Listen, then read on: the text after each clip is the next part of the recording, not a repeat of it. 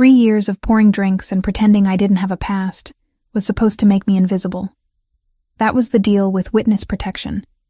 The promise Agent Harris made when I was 19 and terrified, testifying against Viktor Volkov while his eyes burned holes through my skull from across that Chicago courtroom. Disappear into somewhere warm and forgettable, he'd said. Build a boring life. Stay unremarkable. Miami seemed like the right kind of wrong place to hide. Tourist city, transient population, nobody asking questions about a bartender working night shifts at a place called the Velvet Lounge. The name was aspirational at best.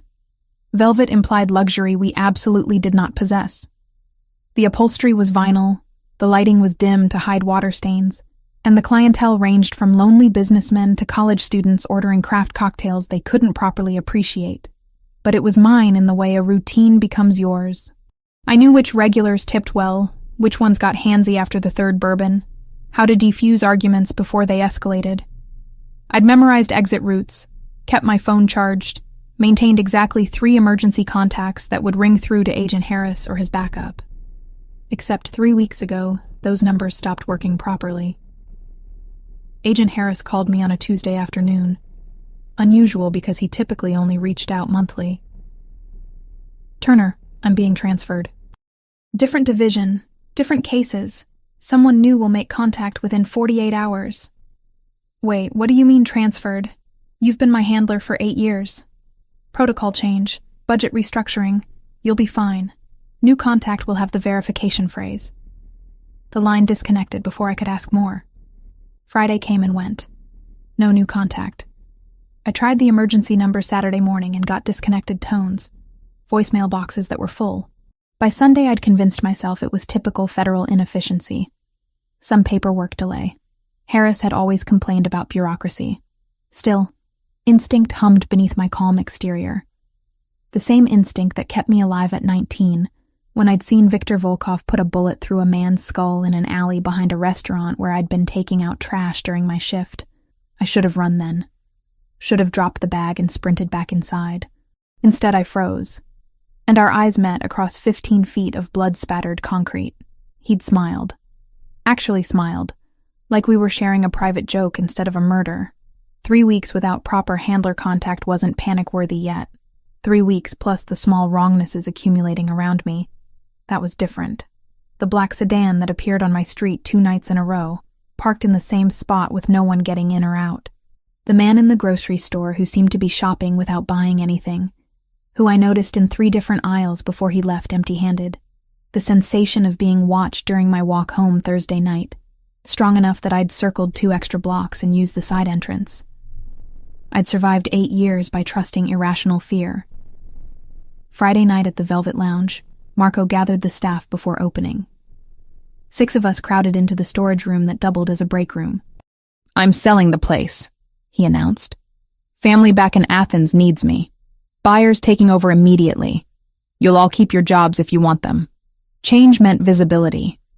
New ownership meant new eyes, new questions, new opportunities for someone to notice the bartender who never talked about her past.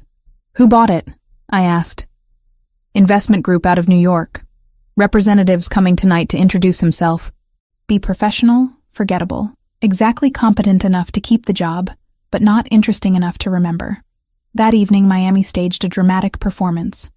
Thunder rolled in around 8, proper thunder that made the building shudder, followed by rain that turned streets into rivers. Half our usual Friday crowd never showed. By 9:30, we had maybe 15 people scattered across tables and bar stools. I was wiping down the bar when the door opened and he walked in. Tall, over 6 feet easily, dark hair swept back from his face. Charcoal suit that actually fit properly, tailored to shoulders that suggested he spent time doing something physical. He scanned the room with precise attention, cataloging exits and occupants before his eyes landed on me. The assessment lasted 3 seconds. Long enough that I felt pinned beneath the weight of his focus. Then he moved toward the bar with purposeful strides. "Whiskey," he said when he reached me. Voice low, accent present but controlled. "Neat. Whatever you'd recommend." I reached for the Jameson decent middle shelf, poured 2 fingers into a rocks glass and set it in front of him. $8. He placed 100 on the bar without looking at it. "Keep it." That's excessive for one drink. Consider it a tip for working during a storm. He lifted the glass, took a sip, nodded. You've been here a while. Warning bells, quiet but insistent. 3 years. You're the new owner? Representative of Gabriel Fioraldi. I handle acquisitions and operations. He extended his hand. I hesitated before shaking it, his grip firm and warm, lasting slightly longer than professionally necessary. Jessica, I offered, using the surname I'd carried for 8 years without bothering to add it. Jessica, he repeated, like testing the weight of the name. Marco says you're reliable, never miss shifts. I try to be. Do you enjoy it? Bartending? The question caught me sideways. People didn't usually ask if I enjoyed my job. It pays bills. I'm good at it. Sufficient. Interesting word choice. He finished the whiskey. I'll be observing operations for the next week. Don't mind me. He moved to a corner booth after that, laptop open but barely looking at it. I felt his gaze return to me periodically throughout the night. By midnight when we closed, I'd convinced myself I was being paranoid again. Except he came back Saturday. Same booth, same whiskey, same penetrating attention. And Sunday, Monday, Tuesday. By Wednesday, I'd started documenting details. Expensive watch, different one each night. No wedding ring. Small scar near his left ear. The way he held himself suggested training. He was unfailingly polite, tipped absurdly well, never made inappropriate comments. And he watched me like he was solving an equation only he could see. Thursday night, the storm returned with friends. We had maybe 10 customers by 8, 5 by 9. Marco had gone home early, trusting me to close alone. Gabriel arrived at 9:30, exactly on schedule, water running off his coat. He ordered his usual drink. I delivered it personally, conscious of the empty space around us. Slow night, he observed. People are smart enough to stay home. But not you. I work here. Different obligation. He studied me with that unnerving intensity, then gestured to the seat across from him. Sit for a moment. Every instinct screamed not to. But refusing seemed more suspicious than accepting. You're very careful, Gabriel said quietly. Always aware of exits, who's entering, who's paying attention. Defensive posture disguised as professional awareness. Ice flooded my veins. I work in a bar. Being aware is survival. True. But your awareness goes beyond professional. You're watching for something specific. He leaned forward slightly. Or someone. I don't know what you mean. I think you do. I think you've been hiding a very long time, Jessica. I think you're tired of running but don't know how to stop. I stood abruptly. I need to finish closing. Of course. He didn't try to stop me. The last customers left around 10:15. I locked the door, set the alarm, grabbed my bag, and headed for the back exit. The rain had lessened to persistent drizzle. Gabriel was waiting under the overhang, umbrella in hand. My entire body went rigid. He saw it, raised his free hand in a calming gesture. I'm not here to hurt you, but we need to talk, and it can't wait. I don't have anything to discuss with you. Viktor Volkov escaped from federal custody 4 weeks ago. The words hit like physical blows. He's already killed 2 witnesses from his trial. Your handler, Agent Harris, was murdered 3 weeks ago trying to protect the first target. The world tilted sideways. I grabbed the door frame for stability. That's not possible. Harris called me 3 weeks ago. He called you to warn you without tipping off whoever leaked witness locations. Then he died trying to save someone he couldn't reach in time. Gabriel took a careful step closer. I know who you are, Jessica Turner. I know what you witnessed 8 years ago. I know why you've been hiding. And I know Victor is coming for you. How? Because I've been tracking you for 8 months. Not to harm you. To understand the woman who testified against my half-brother's killer and disappeared into federal protection. His half-brother. Paolo, Victor's victim, the man whose blood I'd seen splattered across concrete. I need to leave. Now. Tonight. Running won't save you this time. Victor has resources, contacts, patience. He'll find you wherever you hide. Gabriel moved closer. But I can protect you. There's one way. One guarantee that even Victor's world respects. What? He reached into his jacket, pulled out a small velvet box, opened it to reveal a simple gold band. Marry me, Gabriel said. And everything I thought I understood about survival shattered into pieces I didn't know how to reassemble. The night Gabriel Fioraldi became the Velvet Lounge's new owner marked the beginning of something I couldn't name yet, but felt deep in my bones. The official changeover happened on a Saturday, 3 days after Marco's announcement, and the atmosphere in the bar shifted like the barometric pressure before a hurricane. I arrived for my shift at 7 to find the place already buzzing with a different energy. Marco was there, of course, looking simultaneously relieved and nostalgic as he showed Gabriel around the space he'd built over 20 years. Gabriel moved through the bar with the kind of confident ownership that suggested he'd done this before, his dark eyes taking in every detail with surgical precision. He was taller than I'd initially registered when he'd visited that rainy Thursday, easily 6'2" or 6'3", with broad shoulders that filled out his tailored navy suit in a way that suggested he hadn't always worn expensive clothes. There was something underneath the polish, something rougher and more dangerous that the designer fabric couldn't quite conceal. Jessica. Marco called me over, his Greek accent thicker than usual. Come meet Mr. Fioraldi officially. I approached cautiously, aware that every interaction with new management was a potential minefield. Gabriel extended his hand, and I shook it with what I hoped was professional detachment. His grip was firm, warm, and lasted exactly 1 second longer than necessary, long enough for me to notice the calluses on his palm that expensive suits shouldn't have. We've met briefly, Gabriel said, his voice carrying that same controlled accent I'd noticed before. Italian, definitely, but smoothed by years of careful American influence. You're the one Marco says never misses a shift, never complains, handles the difficult customers with grace. I just do my job, I replied evenly. That's what makes you exceptional. Most people in this city are either hustling to get somewhere else or drowning where they landed. You seem content exactly where you are. The observation was too accurate to be comfortable. The Velvet Lounge has been good to me. Then I hope to keep it that way. His dark eyes held mine for a beat too long before he turned back to Marco. Shall we finish the walkthrough? The rest of the evening passed in a blur of familiar routine, punctuated by Gabriel's presence. He didn't sit at the bar where owners typically position themselves to observe operations. Instead, he chose a corner booth with clear sightlines to both entrances, the register, and most importantly, to me. I felt his attention like a physical weight throughout my shift, cataloging my movements, my interactions, the practiced efficiency with which I mixed drinks and deflected unwanted advances. Around 11, during a lull between the dinner crowd and the late-night regulars, I found myself wiping down glasses behind the bar when I looked up to find Gabriel standing directly in front of me. I hadn't heard him approach, which sent a spike of adrenaline through my system. You move differently when you think no one's watching, he observed quietly.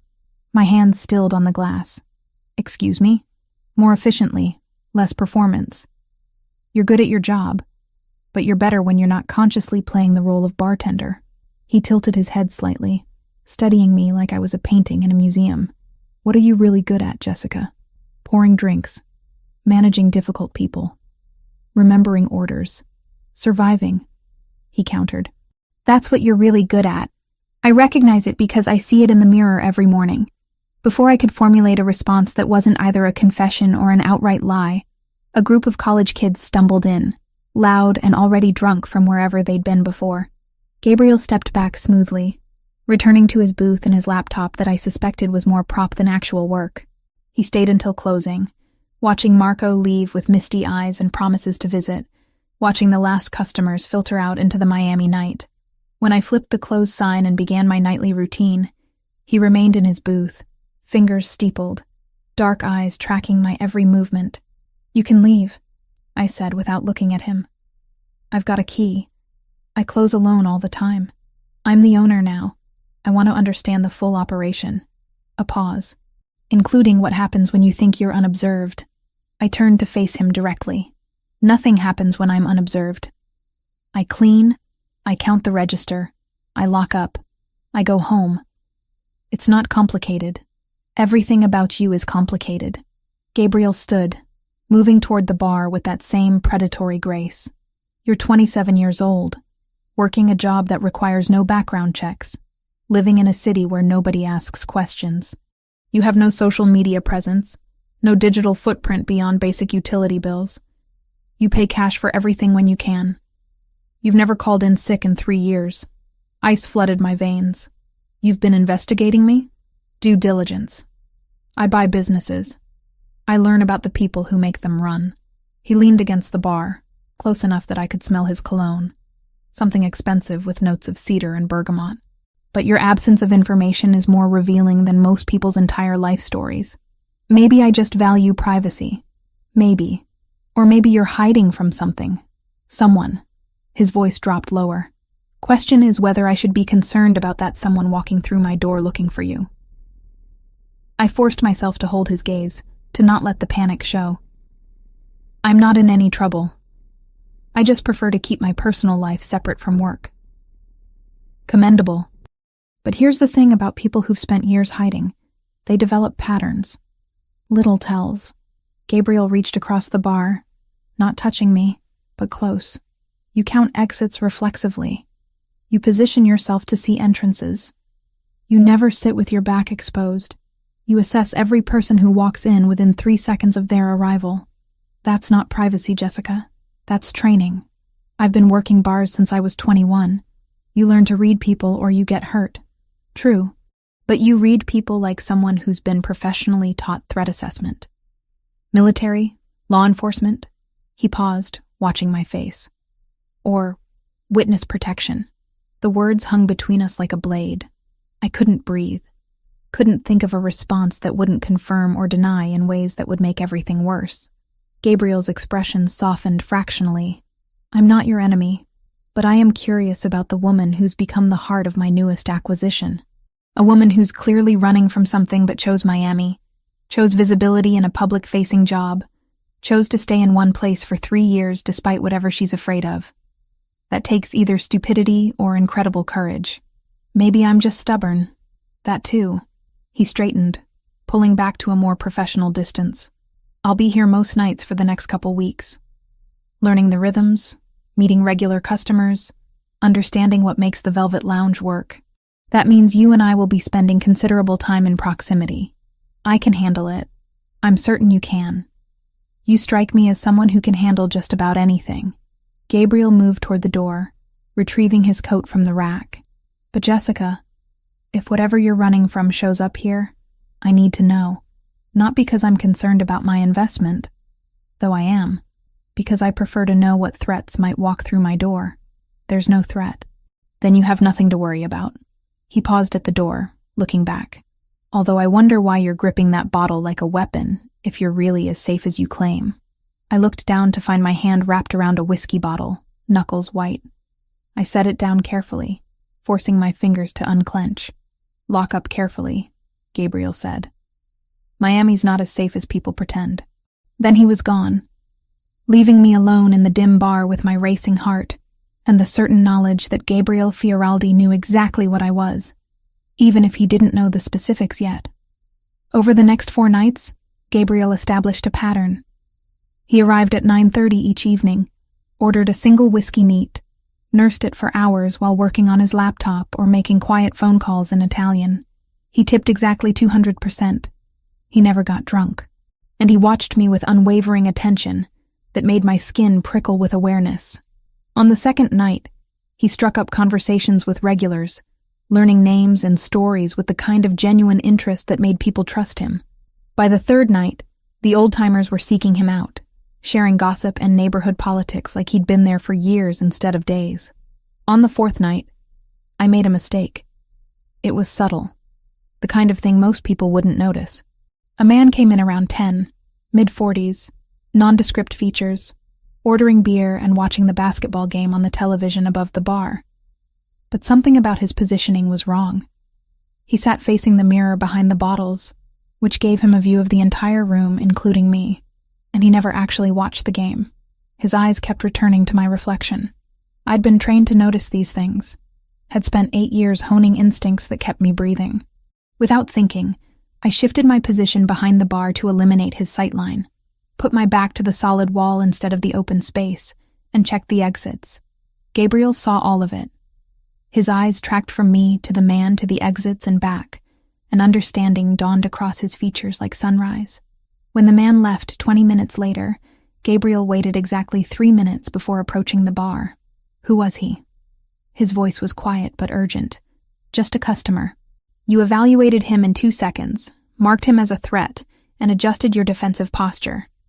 That's not normal bartender awareness, Jessica. That's tactical training. I busied myself wiping down the already clean bar. You're reading too much into nothing. I've spent my entire adult life learning to read people. It's kept me alive in situations where mistakes are measured in body counts. Gabriel leaned in close enough that his voice was barely a murmur. Whatever you're hiding from, whoever you're afraid of, I can help. But I need to know what I'm dealing with. You can't help with this. Try me. I met his eyes finally. Saw something there beyond curiosity. Recognition, maybe. Or the kind of understanding that comes from personal experience with running and hiding and surviving. Why do you care?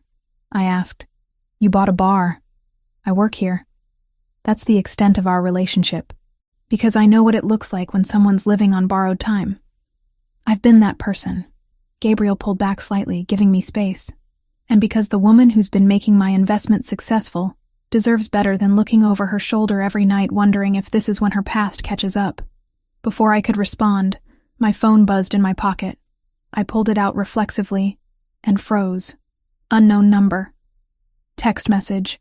One line that made my blood run cold. I haven't forgotten you, little witness. The phone slipped from my fingers. Gabriel caught it before it hit the floor, read the message, and his entire demeanor transformed from curious businessman to something far more dangerous. How long has this been happening? First time. My voice sounded distant even to my own ears. It's the first time he's made contact since Chicago. Chicago. Gabriel's jaw tightened. Who's looking for you in Chicago? Someone I testified against. Someone who should still be in prison. I grabbed the phone back, deleting the message with shaking fingers. I need to leave. Tonight. I need to disappear again. No. The word was absolute. Running is what he expects.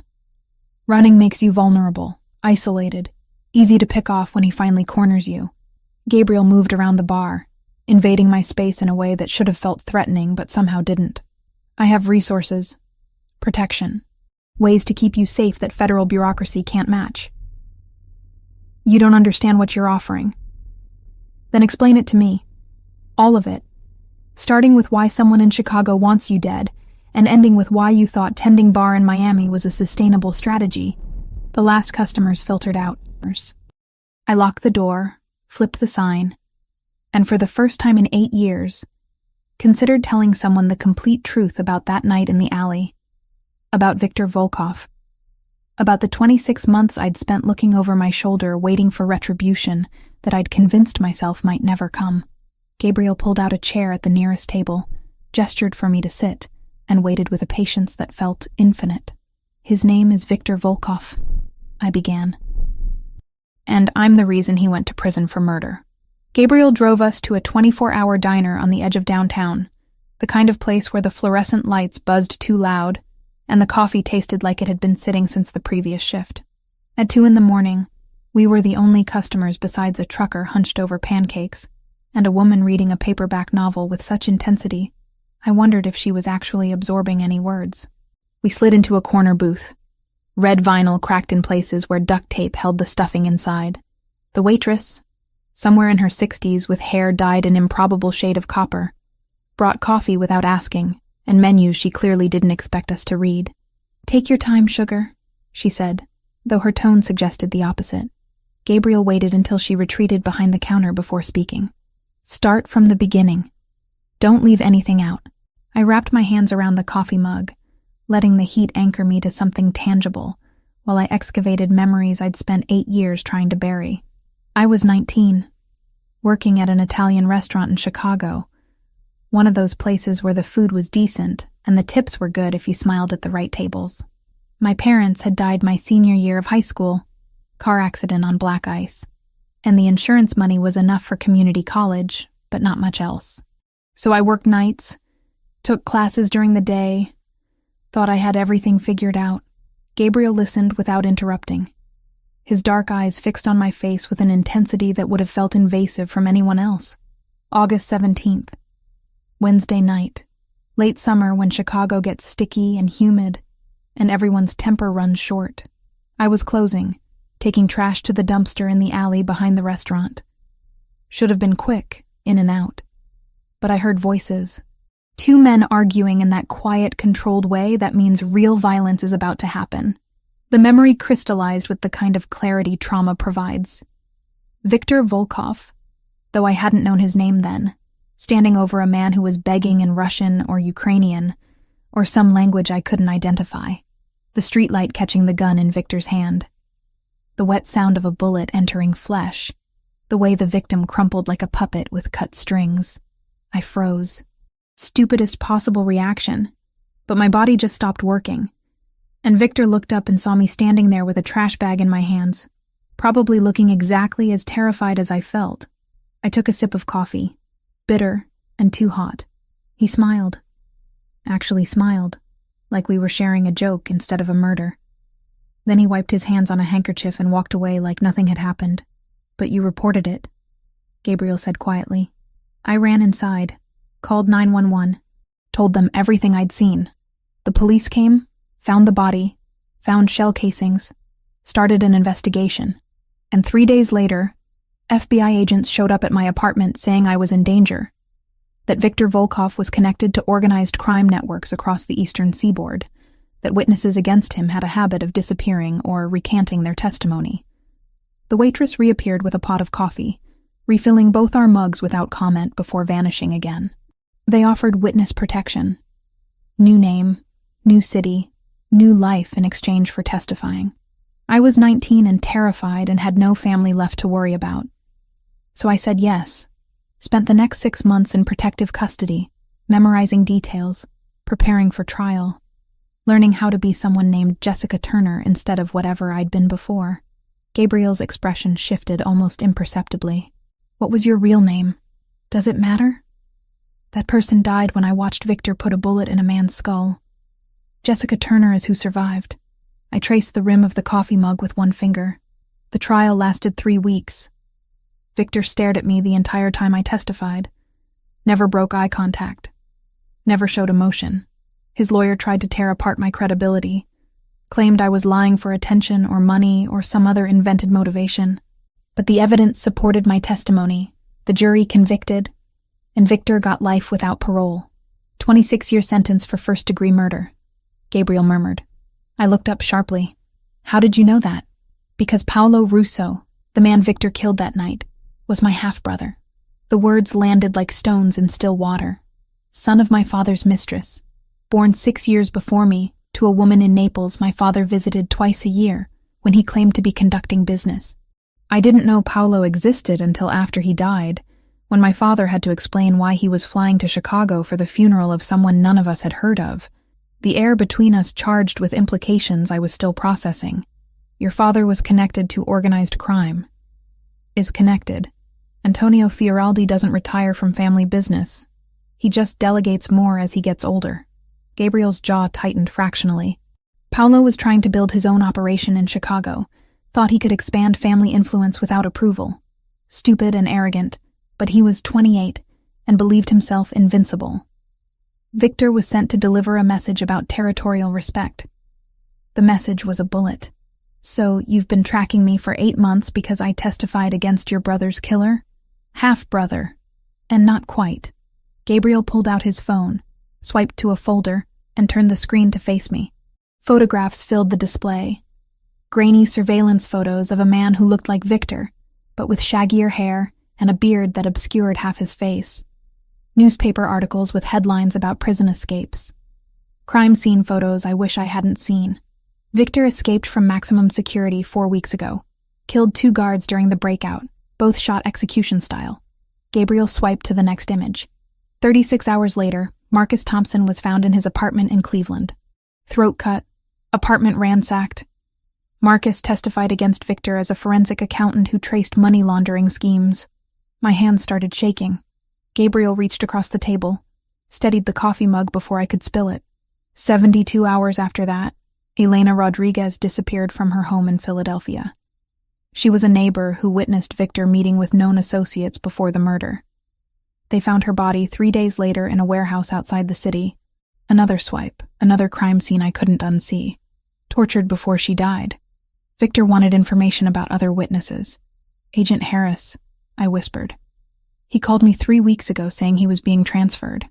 Agent Harris died 3.5 weeks ago.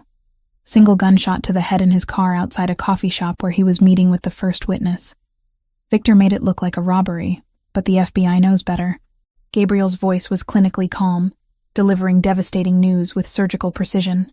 The agent who called you was likely someone inside the federal system who's been feeding Victor information about witness locations. Harris tried to warn you without compromising himself, and died for it. The diner felt too bright, too exposed.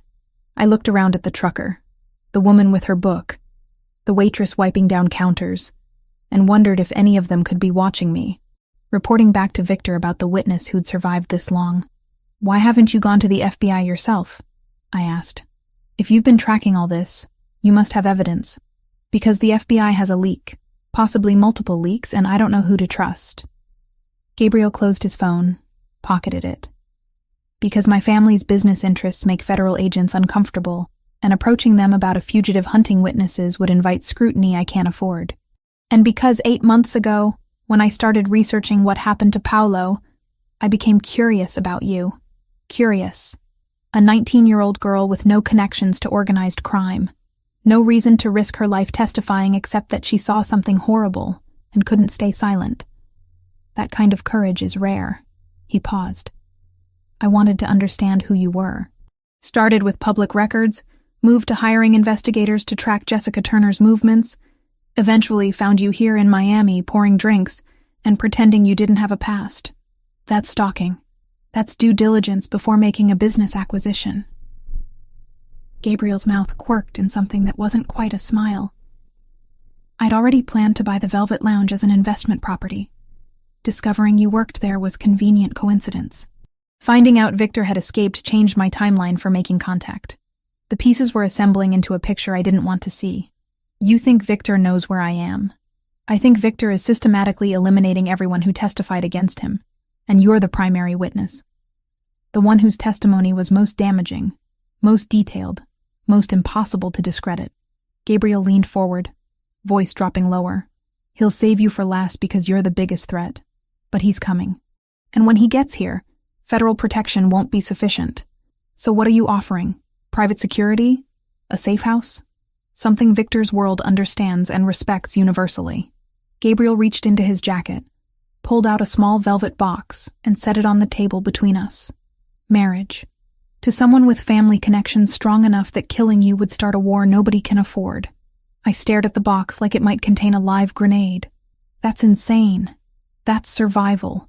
In my father's world, in the networks that overlap with Victor's operations, marriage creates alliances that are sacred, untouchable. You become family, which means attacking you attacks me, which means attacking the Fioraldi network. Victor is dangerous, but he's not suicidal. We don't know each other. We've had exactly one real conversation. You can't seriously expect me to marry you. I expect you to consider the alternative. Gabriel opened the box, revealing a simple gold band that caught the diner's harsh lights. Keep running until Victor corners you in some city where you have no resources and no backup. Or stay here under protection that comes with legal weight and social consequences for anyone who harms you. This is medieval. Using marriage as a protection racket.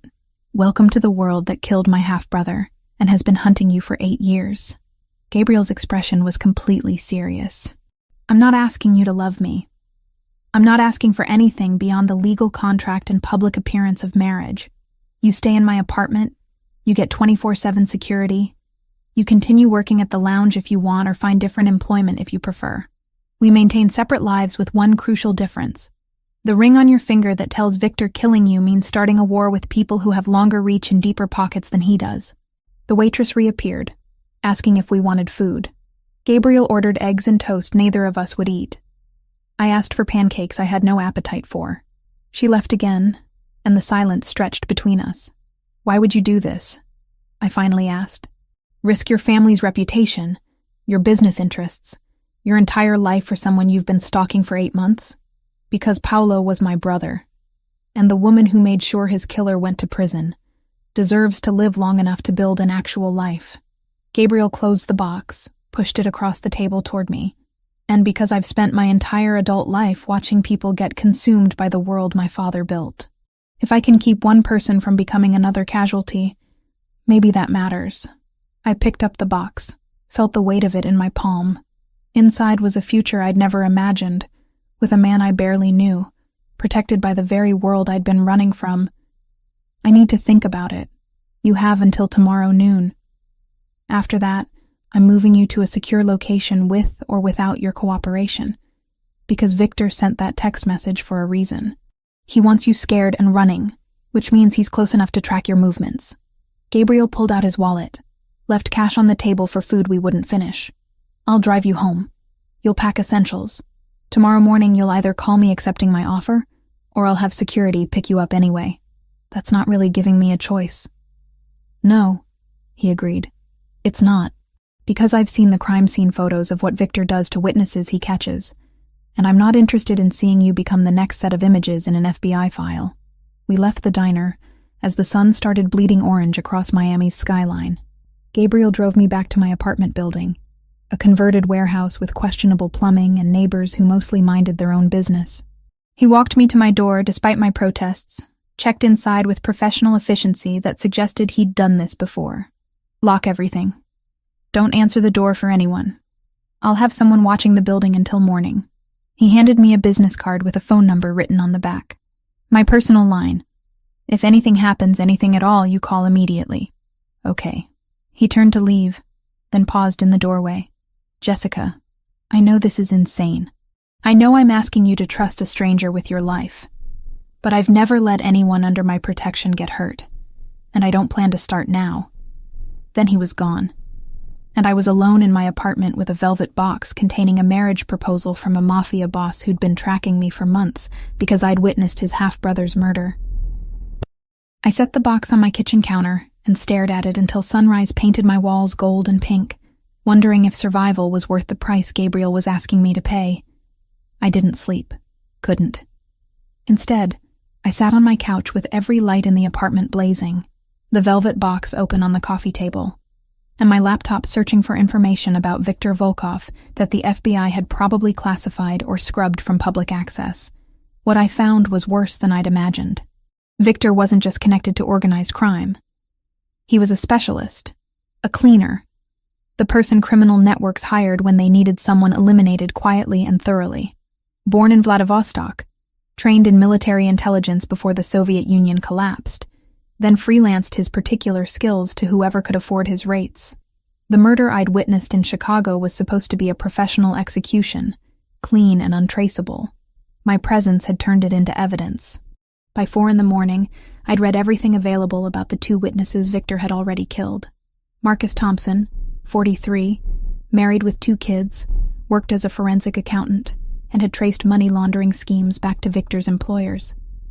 Elena Rodriguez, 38, single mother of 1, happened to live in the apartment next to where Victor had met with associates the week before Paolo's murder.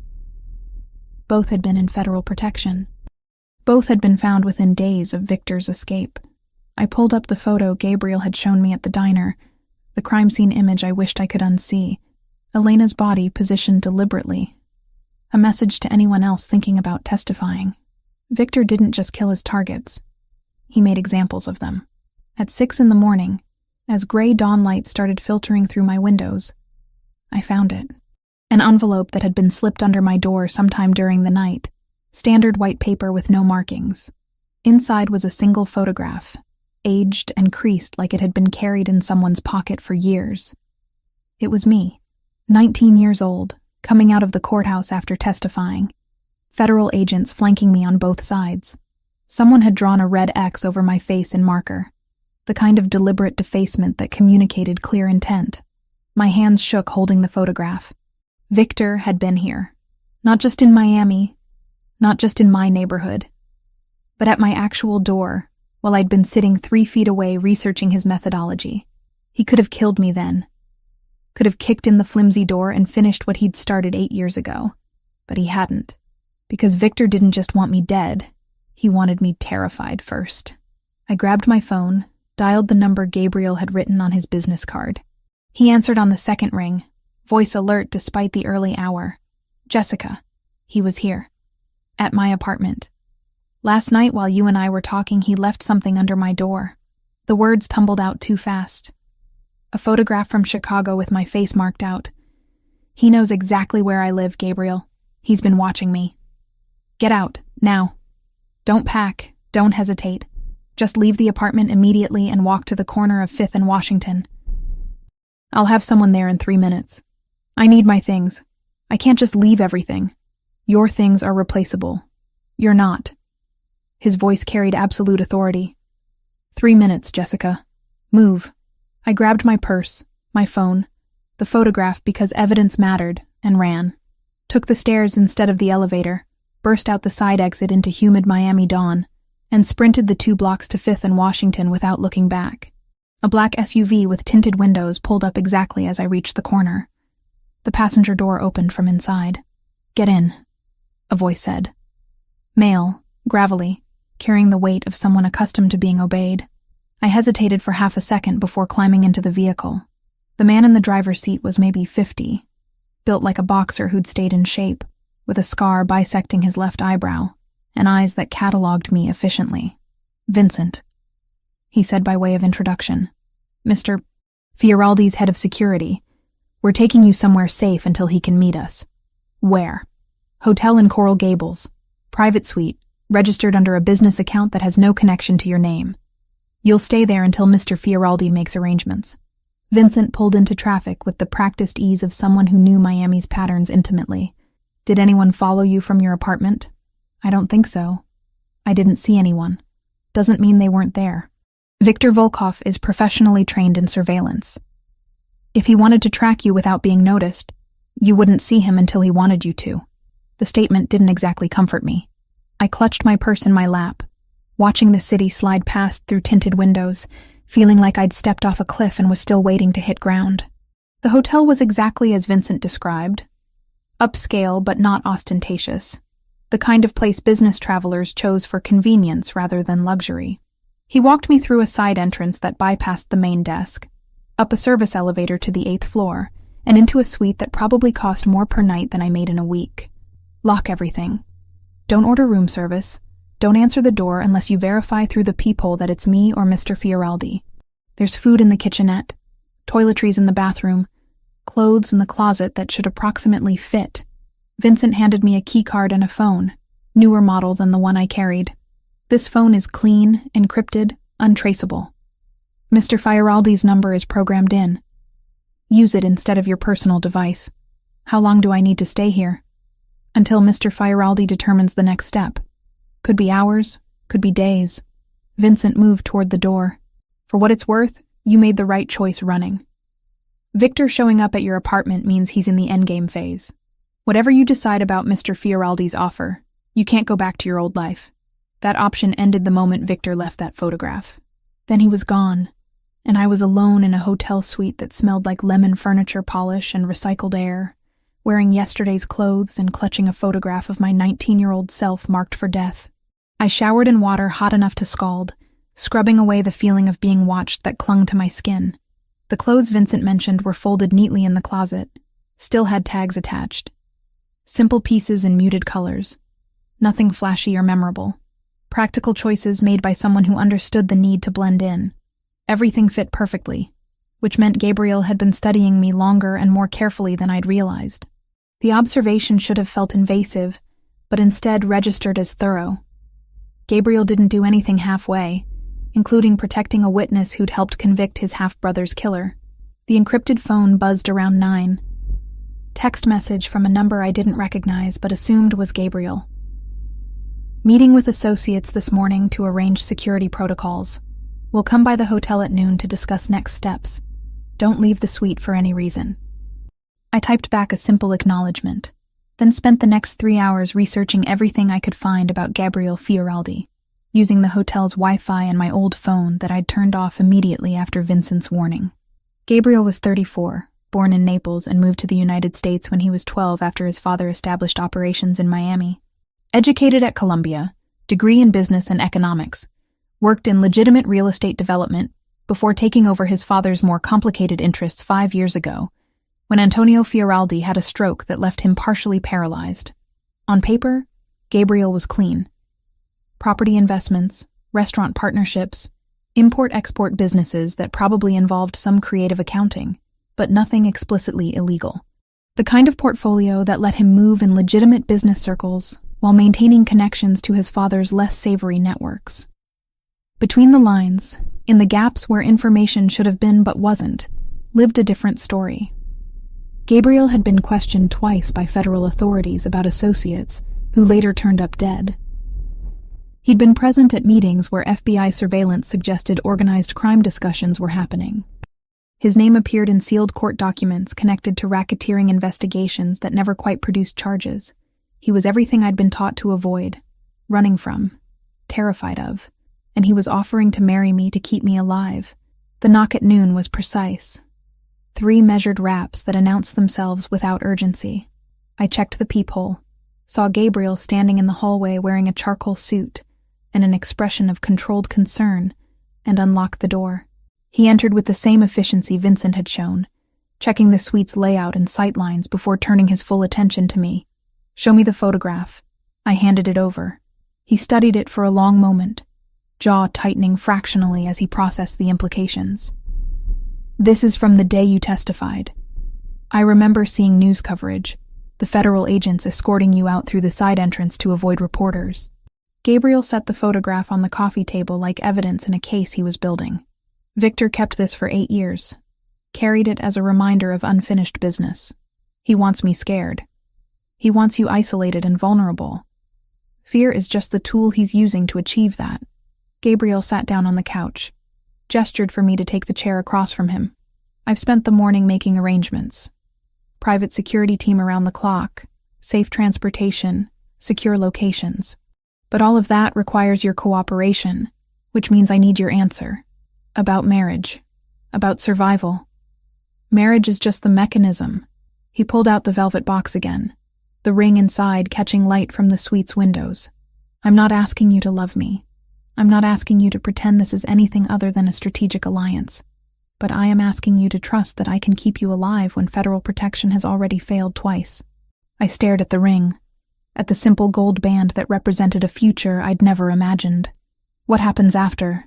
If you catch Victor, if the threat ends, what happens to this strategic alliance? We negotiate new terms. Annulment if you want. Continued arrangement if it serves both our interests.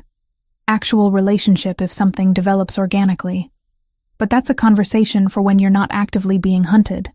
Gabriel's voice was measured, laying out facts without embellishment. "Right now, you have 2 choices. Accept my protection and the marriage that comes with it, or I put you on a plane to somewhere even I can't easily track and you spend the rest of your life running from shadows. Those aren't really choices." "No," he agreed. "They're not. But they're what's available given current circumstances." I thought about Agent Harris, who'd tried to protect me and died for the effort. About Marcus Thompson and Elena Rodriguez, who'd trusted federal systems and paid with their lives. About 8 years of looking over my shoulder, changing my name, pretending I didn't have a past that wanted me dead. If I say yes, this happens immediately. No waiting period, no time to process. We have a courthouse appointment at 2 o'clock this afternoon. Private ceremony, judge I trust. Minimal witnesses. You'll sign the marriage license as Jessica Turner, which makes it legally binding under your protected identity. The ring goes on your finger, and by 3 o'clock you're under protection that extends beyond federal bureaucracy.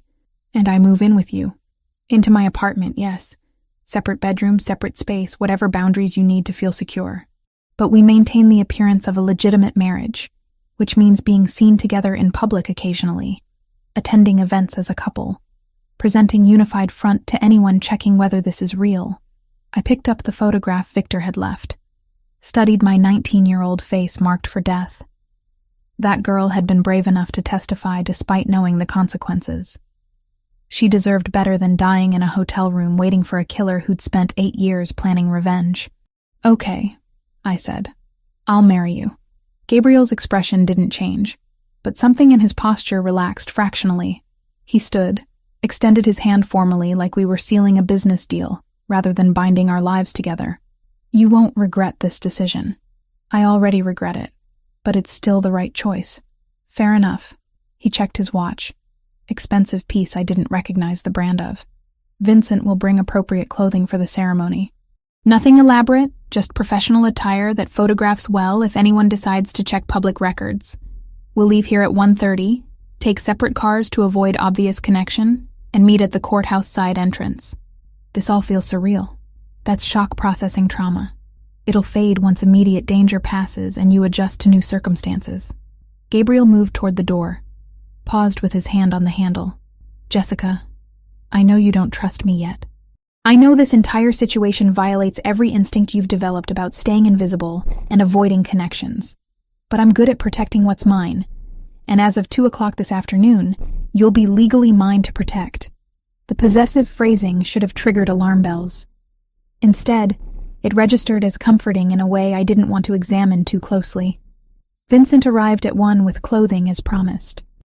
Navy dress in a professional cut that hit just below the knee, low heels I could actually walk in, minimal jewelry that looked expensive without being flashy. Everything fit perfectly because of course it did. Gabriel's attention to detail extended to knowing my exact measurements without ever asking. The drive to the courthouse was silent. Vincent navigating downtown traffic with professional efficiency. Gabriel was already waiting when we arrived, standing in the shadow of a side entrance with a man I assumed was his lawyer, based on the expensive suit and leather briefcase. "This is Marco," Gabriel said by way of introduction. "He'll serve as witness along with Vincent. The ceremony will take approximately 7 minutes. Then we'll handle paperwork and you'll leave with me. 7 minutes to change my entire life." Seemed both too fast and not fast enough. The judge was a woman in her 60s, who looked like she'd performed this particular ritual more times than she could count. She read through the legal requirements in a monotone that suggested deep boredom, asked if we understood the commitment we were making, and didn't seem particularly interested in our answers. "Do you, Gabriele Luciano Fioraldi, take this woman to be your lawfully wedded wife?" "I do." No hesitation, no uncertainty. "And do you, Jessica Marie Turner, take this man to be your lawfully wedded husband?" I looked at Gabriel, at the man who'd been tracking me for months, because I'd testified against his brother's killer, who was offering protection wrapped in marriage, who represented everything I'd been running from, and the only chance I had at survival. "I do."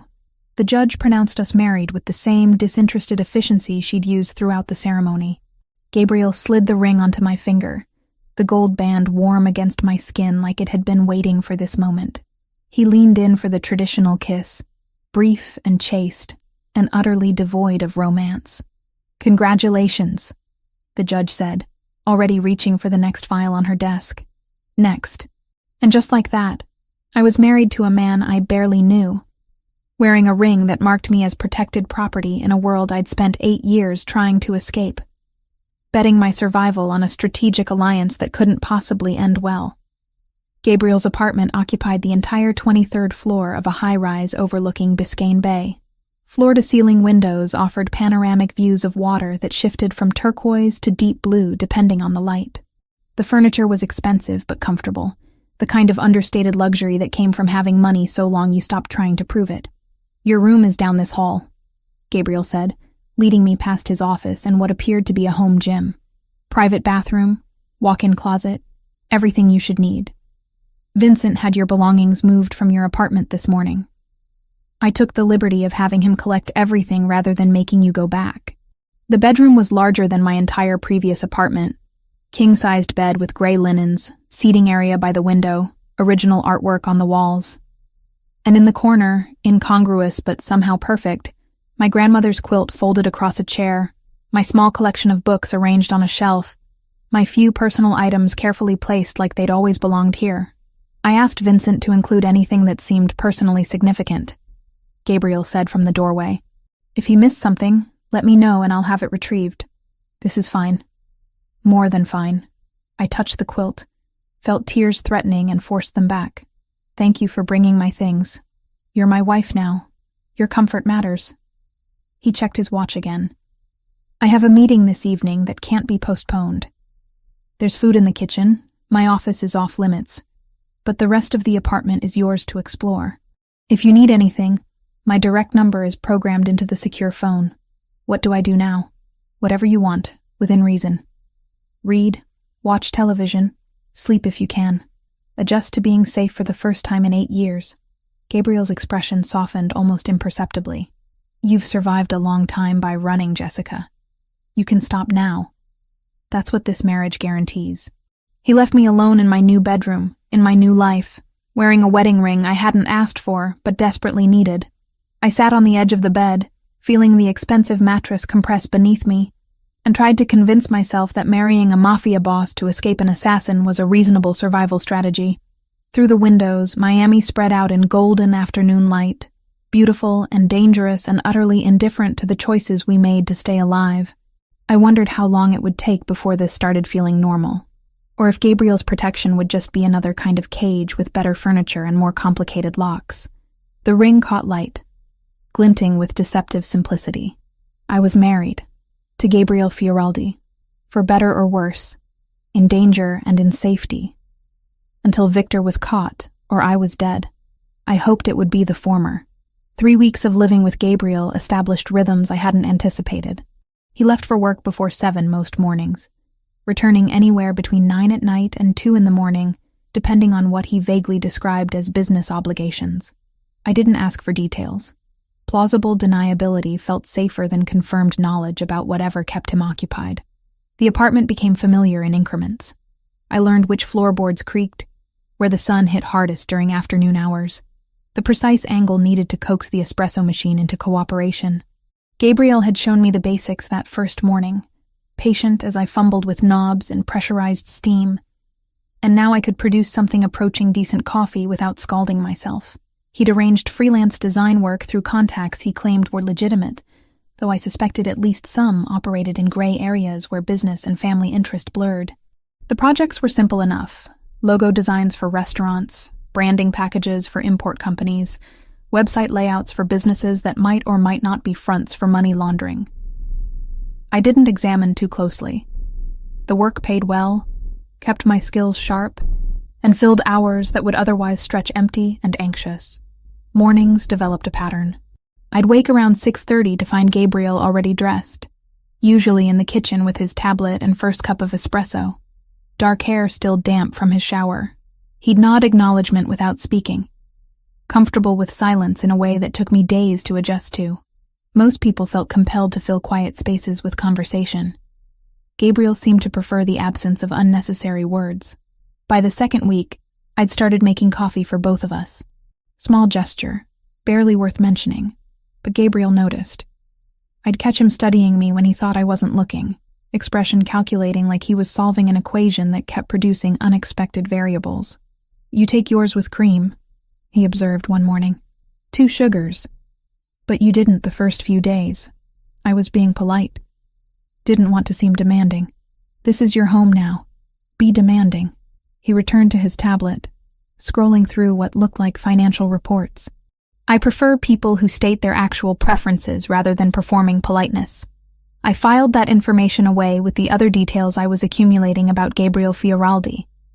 He valued directness, disliked pretense, kept his actual thoughts locked behind careful control that slipped occasionally when he thought himself unobserved, like when he spoke to his mother on Sunday mornings, his voice softening into Italian that flowed too quickly for me to follow, even with the limited phrases I'd been teaching myself through language apps. The security protocols were extensive but subtle. Vincent or another member of Gabriel's team accompanied me anywhere outside the building, which meant I rarely left. Grocery deliveries were screened in the lobby. The windows were bulletproof, something Gabriel mentioned casually while showing me how to operate the automated shades. Cameras covered every angle of the hallway outside our door, feeds monitored by people I never met, but whose presence I felt constantly. Am I actually safe, or just in a prettier cage? I asked one evening after Gabriel returned from a particularly late meeting. He'd loosened his tie, shed his jacket, looked tired in a way that made him seem more human and less like the controlled businessman he presented to the world. "You're safe. The cage description isn't entirely inaccurate, but it's temporary. Once Victor is neutralized, security can relax. How long will that take? However long it takes. Weeks, months, possibly longer. Victor is professionally cautious. He won't move against you until he's certain of success, which means we wait him out while building defenses he can't penetrate. Gabriel poured himself whiskey from the bar cart, didn't offer me any. Is the confinement becoming intolerable? It's better than being dead. Low bar for measuring satisfaction, but accurate. He took a sip, studying me over the rim of his glass. I appreciate that. Gabriel set down his glass, moved to the windows overlooking the bay. Moonlight painted the water silver and black, boats moving like distant stars across the darkness. Tell me something true, Jessica. Something about who you were before Chicago, before witness protection erased your history. The request caught me sideways. We'd maintained careful distance during these weeks. Polite roommates playing house for security cameras, and the handful of staff members who occasionally entered the apartment. Personal revelations weren't part of the arrangement. Why do you want to know? Because I married you, and I barely know you beyond the facts in your federal file. Seems like information worth acquiring. He turned to face me, expression genuinely curious beneath the usual control. What did 19-year-old you dream about accomplishing before everything went to hell? I considered deflecting, then remembered his earlier comment about preferring directness. Architecture. Not graphic design. That was just the cover story I developed for job applications that didn't require portfolio reviews. I wanted to design spaces that changed how people experienced the world. Buildings with light and purpose and consideration for human psychology. Why didn't you pursue it after the trial? Because witness protection doesn't facilitate college enrollment under false identities, and architecture programs require references I couldn't provide without exposing my location. The bitterness surprised me. I'd thought I'd processed that particular loss years ago. I was 19 with half a degree and no legal way to finish, so I learned bartending and graphic design and how to be forgettable. Gabriel was quiet for a long moment, something working behind his dark eyes. If this situation resolves successfully, if Victor is captured and you're genuinely safe again, what would you want? That's hypothetical. Humor me. I traced the rim of my water glass, considering possibilities I'd stopped letting myself imagine. Go back to school, maybe. Finish the degree I started. Design something real instead of logos for businesses that might be fronts for criminal enterprises. That's achievable. When Victor is no longer a threat, if you want to pursue architecture, I can arrange enrollment. Legitimate credentials, portfolio development, whatever you need. Gabriel's tone carried certainty that made the offer feel less like fantasy and more like actionable plan. You're my wife. Your goals matter. We both know this marriage is strategic convenience, not actual partnership. Does that preclude me from wanting you to have a life worth living? He returned to the couch, maintaining careful distance. I'm not offering this out of misplaced guilt or romantic delusion. I'm offering it because you deserve better than the survival you've been forced to accept. The statement landed with unexpected weight. Most people in Gabriel's position would have been content with my compliance, with maintaining the arrangement without examining whether I was actually okay beyond baseline physical safety. His concern felt genuine in a way that made my carefully maintained emotional distance harder to sustain. Thank you, I said quietly, for the offer, for the consideration, for not treating me like an obligation you're stuck with. You're not an obligation. You're a very brave woman who made impossible choices at 19 and has been paying for those choices ever since. Gabriel's expression softened fractionally. The least I can do is ensure you eventually get to stop paying. That conversation marked another shift between us. The polite distance remained, but underneath grew something that felt almost like friendship. Gabriel started explaining his business interests when I asked, walking me through legitimate real estate developments and import operations with patience that suggested he actually enjoyed having someone to discuss strategy with. I cooked dinner occasionally using his absurdly well-equipped kitchen, and he'd close his eyes savoring flavors like each meal was a revelation instead of simple pasta dishes I'd learned from YouTube videos. 3 weeks in, routine fractured when I woke at 3 a.m, to the sound of Gabriel's voice raised in the kind of controlled fury that was somehow more frightening than outright shouting. I grabbed a robe and crept down the hallway toward his office, door slightly ajar, light spilling across hardwood floors. He was on the phone, speaking rapid Italian punctuated by words I recognized only as profanity. Pacing behind his desk, tie gone, sleeves rolled up, looking more dangerous than I'd seen him. When he caught sight of me in the doorway, his expression shifted immediately to concern. "I'll call you back," he said in English, disconnecting without waiting for response. "Did I wake you? What happened?" "Nothing you need to worry about. Business complication that required immediate attention." But his jaw remained tight, hands clenched at his sides. "Gabriel, I live here now. I'm not oblivious to when something's seriously wrong." I stepped into the office, despite every self-preservation instinct suggesting I maintain distance. "Does this have something to do with Victor?" He studied me for a long moment, clearly calculating how much to reveal. "Yes. One of my contacts reported activity suggesting Victor is in Miami. No confirmed sighting yet, but enough indicators that I'm increasing security protocols starting tomorrow. ICE flooded my system. He's here. In the city. Possibly. Could be deliberate misinformation meant to flush you out, or make you panic. Victor understands psychological warfare." Gabriel moved around the desk, close enough that I could see exhaustion behind the anger. "Either way, I'm not taking chances. Vincent will coordinate additional security. You'll have constant escort even within the building, and I'm suspending any outside activities until we verify the threat. So, back to complete lockdown. Back to maximum caution. I know it's frustrating, but your safety outweighs convenience." He paused, then added more softly, "I won't let him get to you, Jessica. That's not an empty promise. I've never lost someone under my protection, and I don't intend to start with my wife." The possessive phrasing should have triggered alarm. Instead, it settled warm and unexpectedly comforting in my chest. Gabriel meant what he said. Whatever his motivations, whatever complicated family obligations drove his choices, he was genuinely committed to keeping me alive. "I'm scared," I admitted. "Not of being locked down, but of how much I'm starting to trust you. 8 years of training myself not to rely on anyone, and 3 weeks with you is undermining every survival instinct I developed. Trust is a risk, but so is complete isolation." Gabriel reached out slowly, giving me time to retreat, and touched my shoulder with careful restraint. "You don't have to trust me completely. Just enough to let me do my job protecting you. What if that's not sustainable?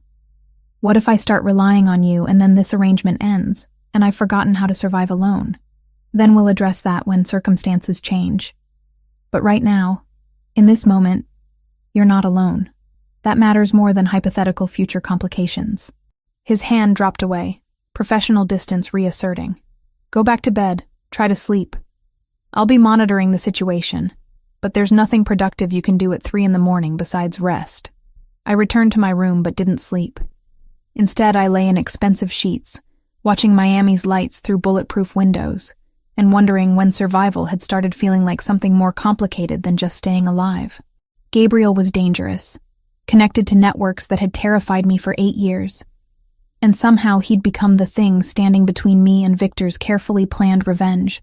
The next morning, security presence increased visibly. 2 men I didn't recognize positioned themselves in the hallway outside our apartment. Vincent appeared more frequently, coordinating with Gabriel in low voices that stopped whenever I entered rooms. The atmosphere shifted from cautious routine to active alert, everyone moving with heightened awareness that communicated clear message. The threat was real, close, and escalating. Gabriel worked from home that day, unusual enough that I noticed. He set up in the living room rather than his office, laptop and phone constantly active, fielding calls in 3 different languages while simultaneously reviewing security footage on multiple screens. I worked at the dining table, pretending to focus on logo concepts while actually watching him orchestrate whatever strategy he was implementing. Around 3 p.m, he looked up and caught me staring. "Questions?" he asked. "Always. But I'm not sure I want the answers. Fair assessment." Gabriel closed his laptop, giving me full attention. "I need to teach you something. Not because I think security will fail, but because preparation matters. Teach me what? How to recognize when you're being surveilled. How to identify secondary exits. Basic situational awareness that could save your life if circumstances deteriorate. He stood, moved to where I sat, pulled out the chair beside me. You had FBI training 8 years ago, but you're out of practice. We're fixing that. Over the next 2 hours, Gabriel walked me through threat assessment with the patience of someone who'd taught this before. How to spot patterns in seemingly random foot traffic. How to use reflective surfaces to monitor people without obvious surveillance. How to calculate escape routes based on building layouts and crowd psychology. He pulled up security footage from various locations, had me identify anomalies, pointed out tells I'd missed. You're thinking too specifically, he said when I struggled with one scenario. Victor won't look like a threat. He'll look like someone who belongs exactly where he is. You're not searching for obvious danger, you're searching for things that don't quite fit the environment. That's almost impossible to detect. It's very difficult to detect, which is why we practice until it becomes instinctive. Gabriel pulled up another image. Try again. Same coffee shop, different angle. Tell me what doesn't fit. I studied the photograph carefully, looking past the obvious customers to examine positioning, sightlines, body language. Then I saw it. A woman seated facing the wrong direction for optimal table usage, positioned to watch the entrance rather than engage with her companion. Her, I said, pointing. She's oriented for observation, not conversation. Correct. Small detail. But in aggregate, these details create patterns. Gabriel's expression held something that might have been approval. You're better at this than you think. The skills are still there, just buried under 8 years of trying to be invisible instead of actively aware. Why does it matter if I can identify surveillance? I'm trapped in this apartment anyway, because I need you functional if something goes wrong. Need you able to make smart choices under pressure rather than freezing when threat appears. His voice was serious, darker than usual. I don't anticipate security failing, but Victor is professionally trained and patient. If he does find an opening, you need to be ready. The unspoken implication hung between us. Gabriel was preparing me for the possibility of his protection failing, for circumstances where I'd need to survive alone. That night, I dreamed about Chicago, about the alley, the gunshot, Victor's smile. But this time, when I woke gasping, Gabriel was there, not touching me, just sitting on the edge of my bed in sleep pants and a t-shirt. Solid presence in the darkness. You screamed, he said quietly. I heard it from my room. Sorry, nightmare. I'm fine. You're not fine, but you're safe. Those aren't the same thing. He didn't move, didn't crowd my space, just remained present until my breathing steadied. Want to talk about it? Not really. Talking won't change what I saw, or make Victor less terrifying. No, but it might make carrying it alone less exhausting. Gabriel's voice was careful, offering without demanding. I've got my own nightmares, Jessica. Different circumstances, same basic horror. Sometimes sharing the weight makes it slightly more bearable. So I told him. About 19-year-old me taking out trash, about the gunshot that echoed off brick walls, about Victor's eyes meeting mine with recognition that promised this wasn't over, about testifying while he watched with patient certainty that he'd find me eventually, about 8 years of waiting for that promise to materialize. Gabriel listened without interrupting, and when I finally ran out of words, he spoke with quiet intensity that carried absolute conviction. He won't get to you.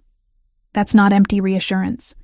I've been preparing defenses since before I contacted you, building security layers Victor can't easily penetrate. You're not alone in this anymore.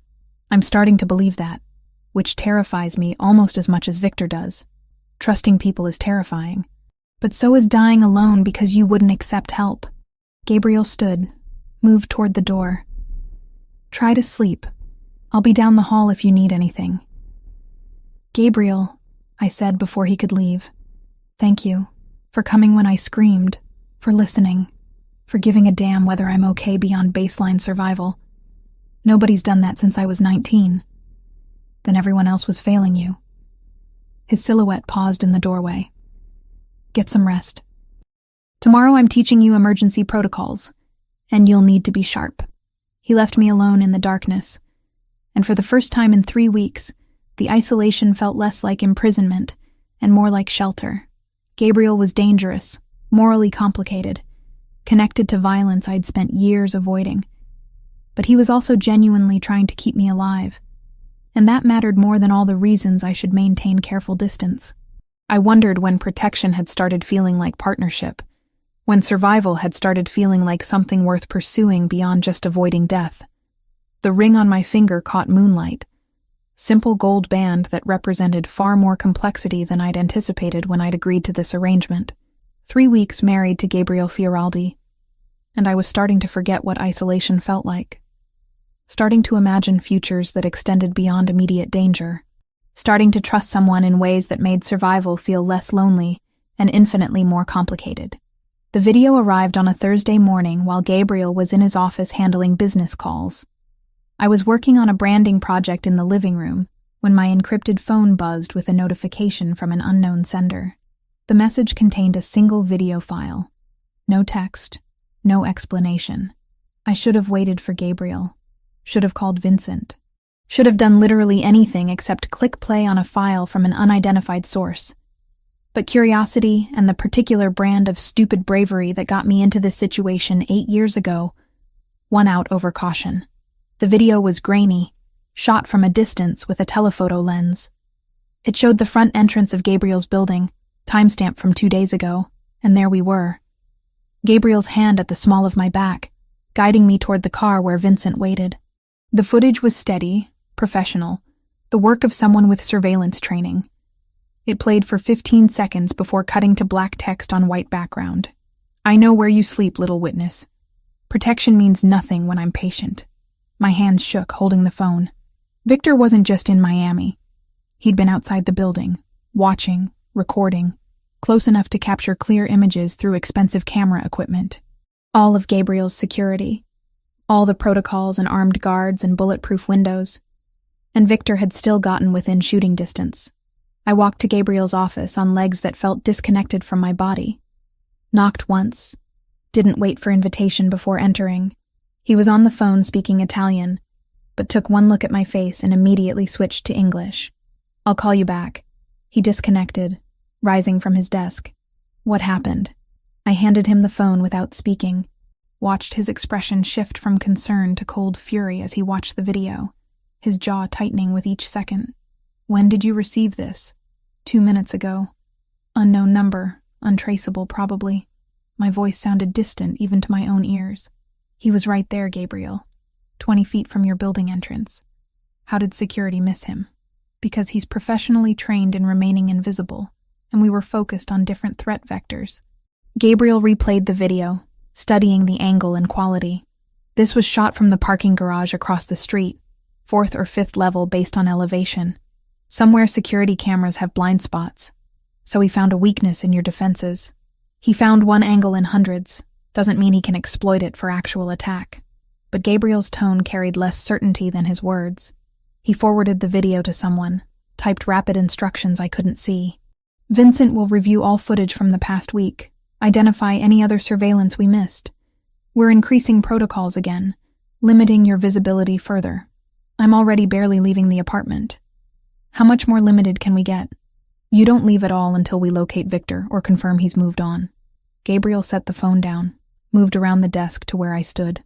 I know that's not what you want to hear, but his message is clear.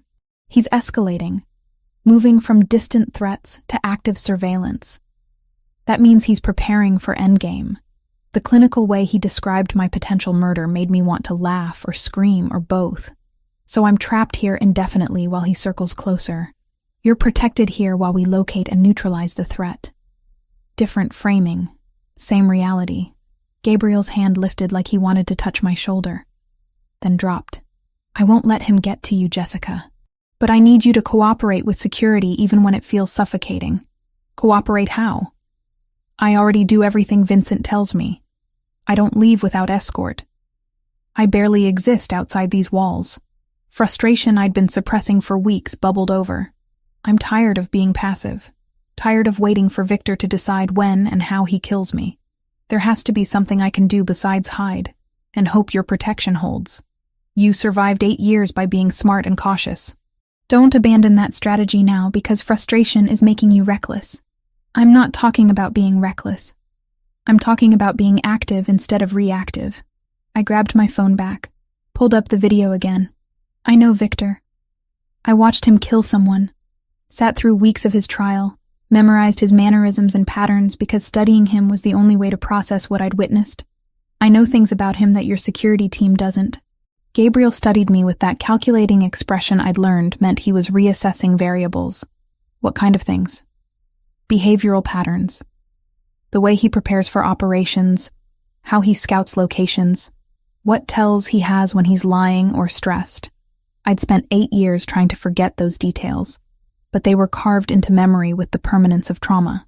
At his trial, investigators presented evidence I helped identify.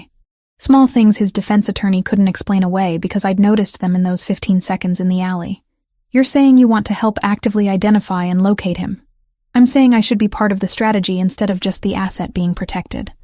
I've been studying predators for 8 years, learning to recognize threats before they materialize. Use that instead of keeping me locked away like fragile cargo. Gabriel was quiet for a long moment, clearly weighing risk against potential benefit. If I agree, and that's a significant if, you follow my rules completely. No improvisation, no taking initiative beyond what's explicitly approved. Your insights contribute to strategy, but you don't engage directly. Understood? Understood. And if at any point I determine your involvement increases risk rather than reducing it, you withdraw without argument. Agreed. He moved back to his desk, pulled up files on his computer. Vincent compiled intelligence on Victor's movements over the past 4 weeks. Confirmed sightings, probable locations, associates he's contacted. If you're serious about helping, start reviewing these. Look for patterns, anything that stands out as inconsistent with his operational style. Over the next 3 hours, I absorbed everything Gabriel's people had gathered on Victor since his escape. Surveillance photos from 3 different cities. Financial transactions traced through shell accounts. Communications intercepted and decoded. Associates questioned and pressured. The sheer volume of resources dedicated to hunting one man was staggering, and still Victor had managed to kill 2 witnesses and reach Miami without being caught. But patterns emerged if you knew what to look for. Victor always scouted locations a minimum of 3 days before acting. He preferred working during shift changes when security attention was divided. He used local contractors for equipment and vehicles rather than maintaining his own assets that could be traced. And he had a specific tell, a way he tilted his head slightly to the right when evaluating risk, visible in several of the surveillance photos. He's not working alone, I said, when Gabriel returned with coffee for both of us. Here and here. I pointed to different photos. The positioning is wrong for solo surveillance. These are coordinated efforts, which means he's hired local support. Gabriel leaned over my shoulder, studying the images. Vincent thought the same thing but couldn't identify who. Can you? Not specifically, but I can tell you how he selects people. Victor prefers contractors with technical skills, but no personal connections to his targets. Low-level criminals with specialized knowledge, disposable if operations go wrong. I pulled up another photo. This one, the man in the parking garage.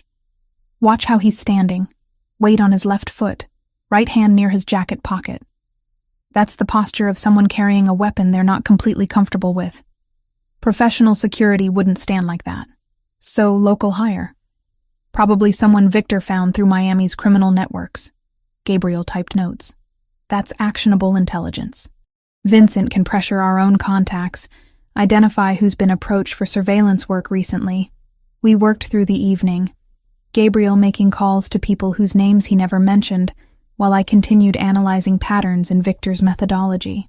It felt good to be useful, to contribute something beyond passive compliance with security protocols. Felt like reclaiming agency I'd surrendered years ago when I'd entered protection. Around 9, Gabriel ordered dinner from a restaurant whose food arrived in containers too fancy for takeout. We ate at the dining table while continuing to review intelligence, the work creating an ease between us I hadn't felt before. This was partnership, collaboration towards shared goals, and the shift from protective arrangement to actual teamwork changed something fundamental in how I perceived Gabriel. "You're good at this," he observed, gesturing toward my notes. "Analysis, pattern recognition. Threat assessment. You should have worked in intelligence instead of hiding behind a bar. Witness protection doesn't facilitate career counseling. They just tell you to stay invisible and hope nobody finds you. Apparently, whoever designed your protection strategy was an incompetent bureaucrat. You have skills that should have been utilized instead of suppressed. Gabriel refilled his wine glass, offered the bottle to me. If we resolve this situation successfully, if Victor is captured or eliminated, you should consider actually using your capabilities. Doing what? Consulting for organized crime families about security threats? If that interests you, sure. Or intelligence work, private security, risk assessment for legitimate corporations.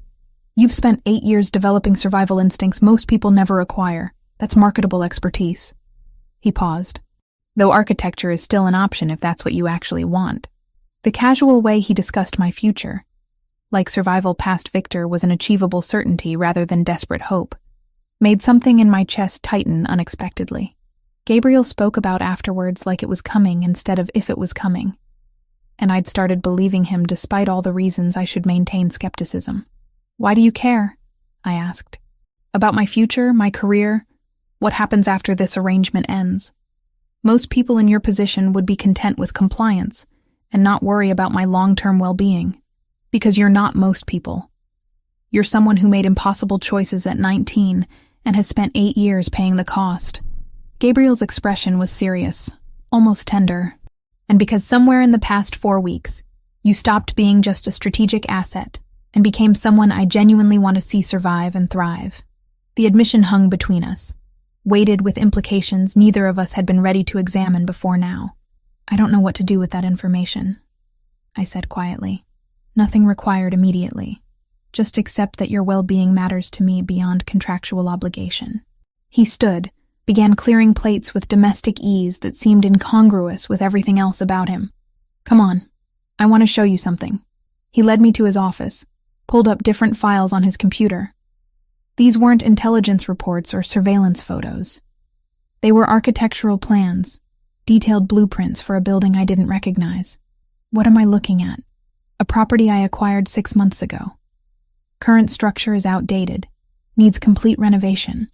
I've been working with architects on redesign, but nothing they've proposed captures what the space could become. Gabriel pulled up another view, 3-dimensional rendering that showed potential but lacked vision. You said you wanted to design spaces that change how people experience the world. Show me what you'd do with this. I stared at the screen, then at Gabriel, trying to understand what he was offering. You're serious. Completely. This is legitimate development. Nothing connected to questionable business interests. If you're interested, I want your input. Not as obligation, but as genuine collaboration. He clicked through more images. Take your time reviewing the plans. If something interests you, we'll discuss it. Gabriel, I haven't designed anything real since I was 19. I wouldn't even know where to start. You start by remembering what excited you about architecture before everything went to hell. Then you apply that to actual opportunity instead of theoretical fantasy. His voice carried conviction that made the offer feel less intimidating. Consider it. No pressure, no timeline. Just possibility. I looked at the blueprints, at the space waiting to be transformed, at the future. Gabriel was casually offering like it was reasonable to plan beyond immediate survival. The gesture shouldn't have affected me as much as it did. This was still a strategic arrangement, still a marriage built on protection rather than affection. Except somewhere over 4 weeks, the lines had blurred. Gabriel wasn't just my protection anymore. He was becoming someone I trusted, someone whose approval I found myself seeking, someone whose presence made the isolation bearable. Dangerous territory for someone who'd survived 8 years by not forming attachments. Late that night, working at the dining table while Gabriel handled calls in his office, I realized I was designing, sketching ideas for the building he'd shown me, letting imagination override practical concerns about materials and budgets and building codes. It felt good, felt like reconnecting with a version of myself I'd thought was dead. Gabriel emerged around midnight, saw my sketches spread across the table, and studied them with genuine interest. These are remarkable. The way you've reconceived the entrance flow, how light moves through the central atrium, This is exactly the kind of vision I was looking for. He leaned closer, examining details. You're talented, Jessica. Genuinely talented. Not just competent. It's rough work. Probably not even structurally feasible. It's brilliant work that needs refinement. Which is what architects do. Gabriel straightened, met my eyes. Thank you for showing me this. For trusting me with something you care about. The moment stretched, charged with something I wasn't ready to name. Gabriel stood close enough that I could smell his cologne, close enough to see exhaustion behind his controlled expression. He'd spent 4 weeks protecting me, managing threats, maintaining security that kept Victor at bay. The toll that took was written in subtle lines around his eyes, in the way he held tension in his shoulders. You should sleep, I said. You look exhausted. Probably. But there's always one more call, one more security check, one more potential threat to evaluate. He didn't move away, just remained in that charged space between us. Victor's video today was deliberate escalation. He's preparing for his move, which means we're running out of time to locate him first. Are we going to find him before he finds another opening in your defenses? Yes, because failure isn't acceptable. Gabriel's hand lifted, thumb brushing my cheek so briefly I might have imagined it. I meant what I said earlier. You matter to me, Jessica. Not as obligation or asset, but as person I've come to care about. That's probably inappropriate given our arrangement's origins, but it's true nonetheless. My breath caught. Gabriel, I know. Complicated timing, questionable circumstances, all the reasons this is a terrible idea to acknowledge. His hand dropped away, but I wanted you to know anyway. So when Victor is caught, and we negotiate what comes next, you understand that continuing this arrangement would be my preference. Before I could formulate a response, his phone buzzed. He checked it, expression darkening. Vincent found something. I need to deal with this immediately. He was already moving toward his office. We'll continue this conversation later. Then he was gone, leaving me alone with architectural sketches and the echo of his admission. Gabriel cared about me, wanted to continue our marriage past the point where protection was necessary. Had transformed from stranger to someone whose future I'd started imagining alongside my own. I touched my cheek where his thumb had brushed, wondering when survival had become so thoroughly entangled with emotion I'd spent years suppressing, when safety had started feeling like something more complicated than just protection from external threats. The ring on my finger caught light from the dining room chandelier. 4 weeks married to Gabriel Fioraldi, and I was starting to forget where strategic arrangement ended and actual feelings began, starting to imagine futures that extended beyond capturing Victor, starting to want something I'd convinced myself wasn't available to someone who'd been running for 8 years. I gathered my sketches carefully, storing them in the portfolio Gabriel had provided. Tomorrow I'd refine the designs, research structural feasibility, maybe even consult with actual architects about turning concepts into buildable plans. Tomorrow I'd continue helping identify patterns in Victor's behavior that might lead to his capture.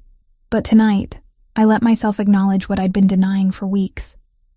I was falling for Gabriel Fioraldi, complicated criminal connections and all. Falling for the man who'd married me to keep me alive, who taught me threat assessment at 3 a.m, who offered architectural projects like they were reasonable gifts instead of impossible dreams. And when Victor was finally caught, when the immediate danger passed, I was going to have to decide whether that was something worth pursuing or just trauma bonding disguised as authentic connection. Problem for another day. Tonight, I had designs to refine, and a husband whose admission had changed everything about how I understood our arrangement. The future could wait until survival became guaranteed, instead of provisional. Vincent's intelligence breakthrough came 3 days after the video.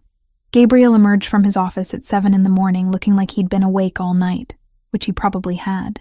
I was making coffee when he appeared, exhaustion written across his features beneath the controlled focus he maintained even when running on fumes. We found him, he said without preamble. Victor. Vincent tracked one of his local contractors to a network of associates, pressured the right people, got confirmation that Victor is operating out of a warehouse in Doral.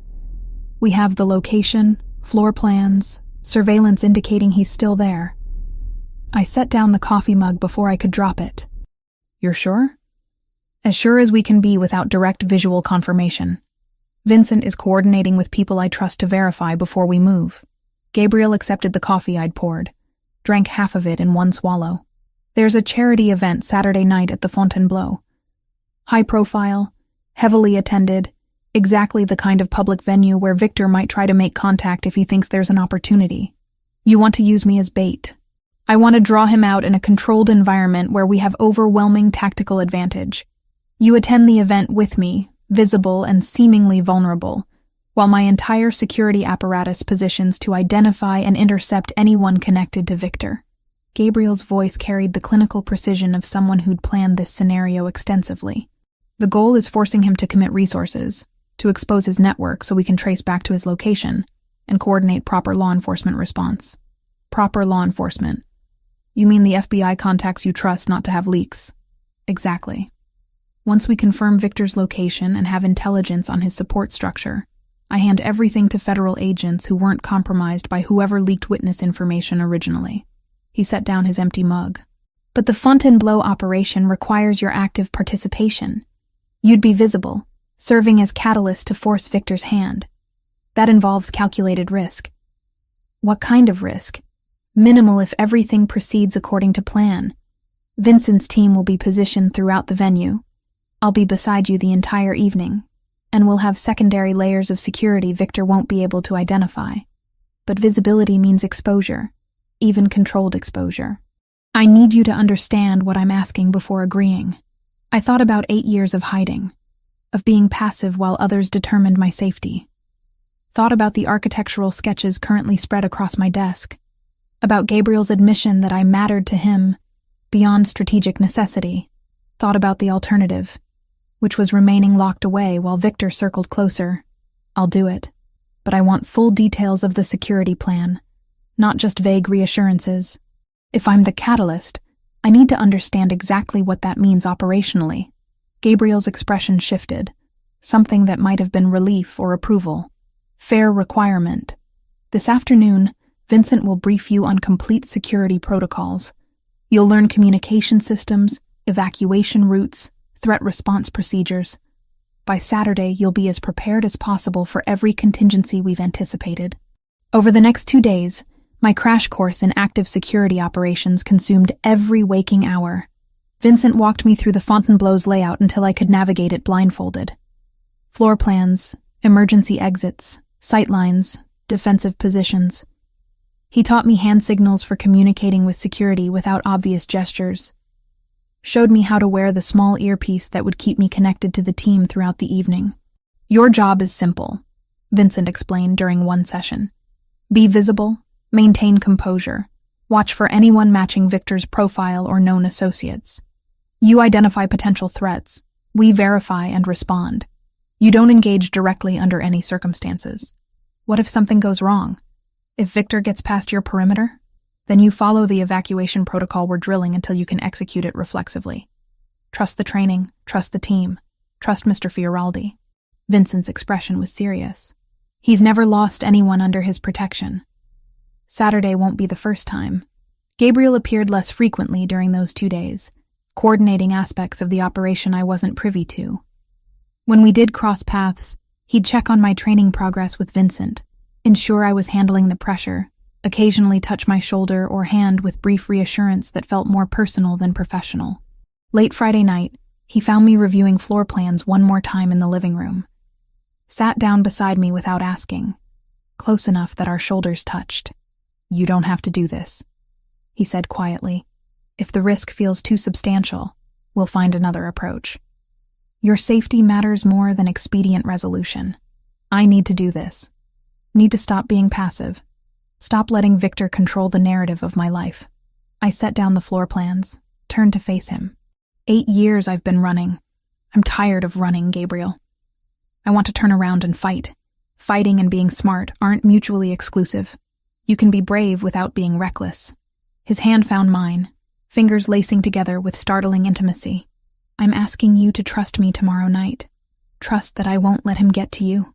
That the security we've built is sufficient. That this plan works. I do trust you. That terrifies me almost as much as Victor does. But it's true. I squeezed his hand. When did that happen? When did you stop being the stranger I married out of desperation and become someone I'd trust with my life? Probably around the same time you stopped being an obligation and became someone I can't imagine not protecting. Gabriel's thumb traced patterns on my palm. After Saturday, after Victor is neutralized, we should discuss what this arrangement becomes. Because I don't want to stop being your husband, Jessica. That's not strategic calculation. That's genuine preference. The admission should have felt premature, complicated by circumstance and trauma bonding. Instead, it settled warm and certain in my chest, confirmation of what I'd been feeling, but hadn't articulated. I don't want to stop either, I admitted, which is probably the worst possible timing for this conversation. But there it is. Gabriel leaned closer, his free hand cupping my jaw with careful intent. Terrible timing. Absolutely inadvisable given everything happening tomorrow. But I'm going to kiss you anyway. Because I've wanted to for 3 weeks. And uncertainty about whether we survive Victor's next move makes waiting seem pointless. That's fatalistic reasoning. That's honest reasoning. His mouth hovered inches from mine. Tell me to stop if this isn't what you want. I closed the remaining distance instead of answering with words. The kiss was nothing like the brief, chaste contact at our courthouse wedding. This was hungry and desperate. Weeks of tension and proximity, and carefully maintained distance collapsing into urgent need. Gabriel's hand tightened in my hair, pulling me closer while his other arm wrapped around my waist, like he could physically shield me from everything threatening us. When we finally broke apart, both breathing hard, he pressed his forehead to mine. That complicates things, I managed. That clarifies things. Everything else was complicated. This is the only simple truth in a situation built on strategic necessity. Gabriel pulled back slightly, studying my face with an intensity that made me feel seen in ways I'd avoided for years. Stay with me tonight. Not for strategy or security protocols, just because I don't want to spend what might be our last quiet night apart. That's still fatalistic. That's still honest. He stood, extended his hand. Your choice, Jessica. No pressure, no expectations beyond proximity. I took his hand, let him lead me to his bedroom that I'd never entered before. The space was surprisingly simple, elegant but understated. King-sized bed with navy linens, minimal furniture, floor-to-ceiling windows offering the same bay views as the rest of the apartment. Personal, but not revealing, controlled even in private space. We didn't sleep together in any sense beyond literal proximity. Gabriel simply held me, both of us fully clothed on top of the covers, his arms solid shelter against every fear I'd been carrying. We talked about meaningless things, carefully avoiding discussion of tomorrow's operation or Victor's threat. He told me about his mother in Naples, about the bakery she'd owned before his father swept her to America with promises of better life. I told him about architecture professors I'd loved, about the buildings I'd studied before Chicago shattered everything. Somewhere near dawn, I fell asleep wrapped in his warmth, feeling safer than I had in 8 years. When I woke, he was already dressed in a suit, watching me with an expression I couldn't quite interpret. Time to prepare, he said gently. Vincent will be here in an hour with your dress. Eat something, run through protocols one more time. Then we transform you into someone attending charity events instead of hiding from assassins. The dress Vincent delivered was stunning.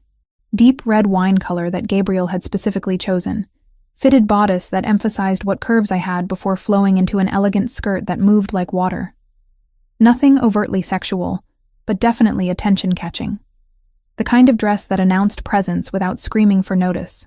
Hair and makeup were handled by professionals who arrived at 4, transforming me from bartender hiding behind anonymity into someone who could plausibly attend events where Miami's wealthy congregated. Elegant updo that showed off my neck and the small scar on my eyebrow that no amount of makeup quite concealed. Understated jewelry except for my wedding ring, which caught light with every movement. When I emerged from my bedroom at 7, Gabriel was waiting in the living room. He'd chosen a perfectly tailored black tux that made him look dangerous and sophisticated simultaneously. His expression when he saw me was worth every uncomfortable moment of preparation. You're beautiful, he said simply. Stunning in a way that's going to make maintaining professional distance extremely difficult. Then don't maintain distance. We're supposed to look like an actual couple, right? Might as well make it convincing. I crossed to where he stood, straightened his already perfect bow tie just to have an excuse to touch him. How are you feeling about tonight? Confident in the security? Concerned about variables I can't control? Determined to end this so we can start actually living instead of just surviving? He caught my hands, held them between us. Whatever happens tonight, you follow Vincent's instructions exactly. If he says evacuate, you evacuate. If he says hide, you hide. No improvisation, no heroics. Understood? Understood. I trust you, Gabriel. All of you. The security you've built. The plan you've designed. I trust that this works. It will work, because failure means losing you. And that's not acceptable.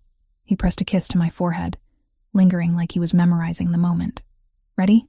As ready as I'll ever be for using myself as bait to catch the man who's wanted me dead for 8 years. I managed what I hoped was a confident smile. Let's go end this. The drive to the Fontainebleau was silent. Gabriel beside me in the back of the SUV, while Vincent drove with focused intensity. I could see the security team in a vehicle ahead of us, another behind, the coordinated movement of professionals executing practiced protocol. The hotel was exactly as impressive as its reputation suggested. Art Deco magnificence, soaring ceilings, the kind of old Miami glamour that attracted celebrities and politicians. We entered through the main ballroom entrance at exactly 8 o'clock, Gabriel's hand at the small of my back, projecting the image of wealthy couple attending charitable obligations. The ballroom was already crowded, several hundred people in evening wear mingling beneath crystal chandeliers. I spotted Vincent at the bar within seconds, then systematically located the other security team members positioned throughout the space, exactly where floor plans had indicated. Everything according to plan, everyone in position. Gabriel guided me to our assigned table near the ballroom's center, optimal sightlines in every direction.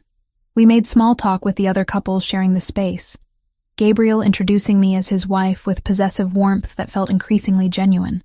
I smiled, played the role of supportive spouse, and systematically scanned the crowd for any face that matched Victor's profile or known associates. 2 hours into the event during dinner service, I saw him. Not Victor himself, but a man whose positioning was wrong. Mid-40s, nondescript features, standing near the north entrance with sightlines to our table. His stance was too alert, his attention too focused on us rather than the event.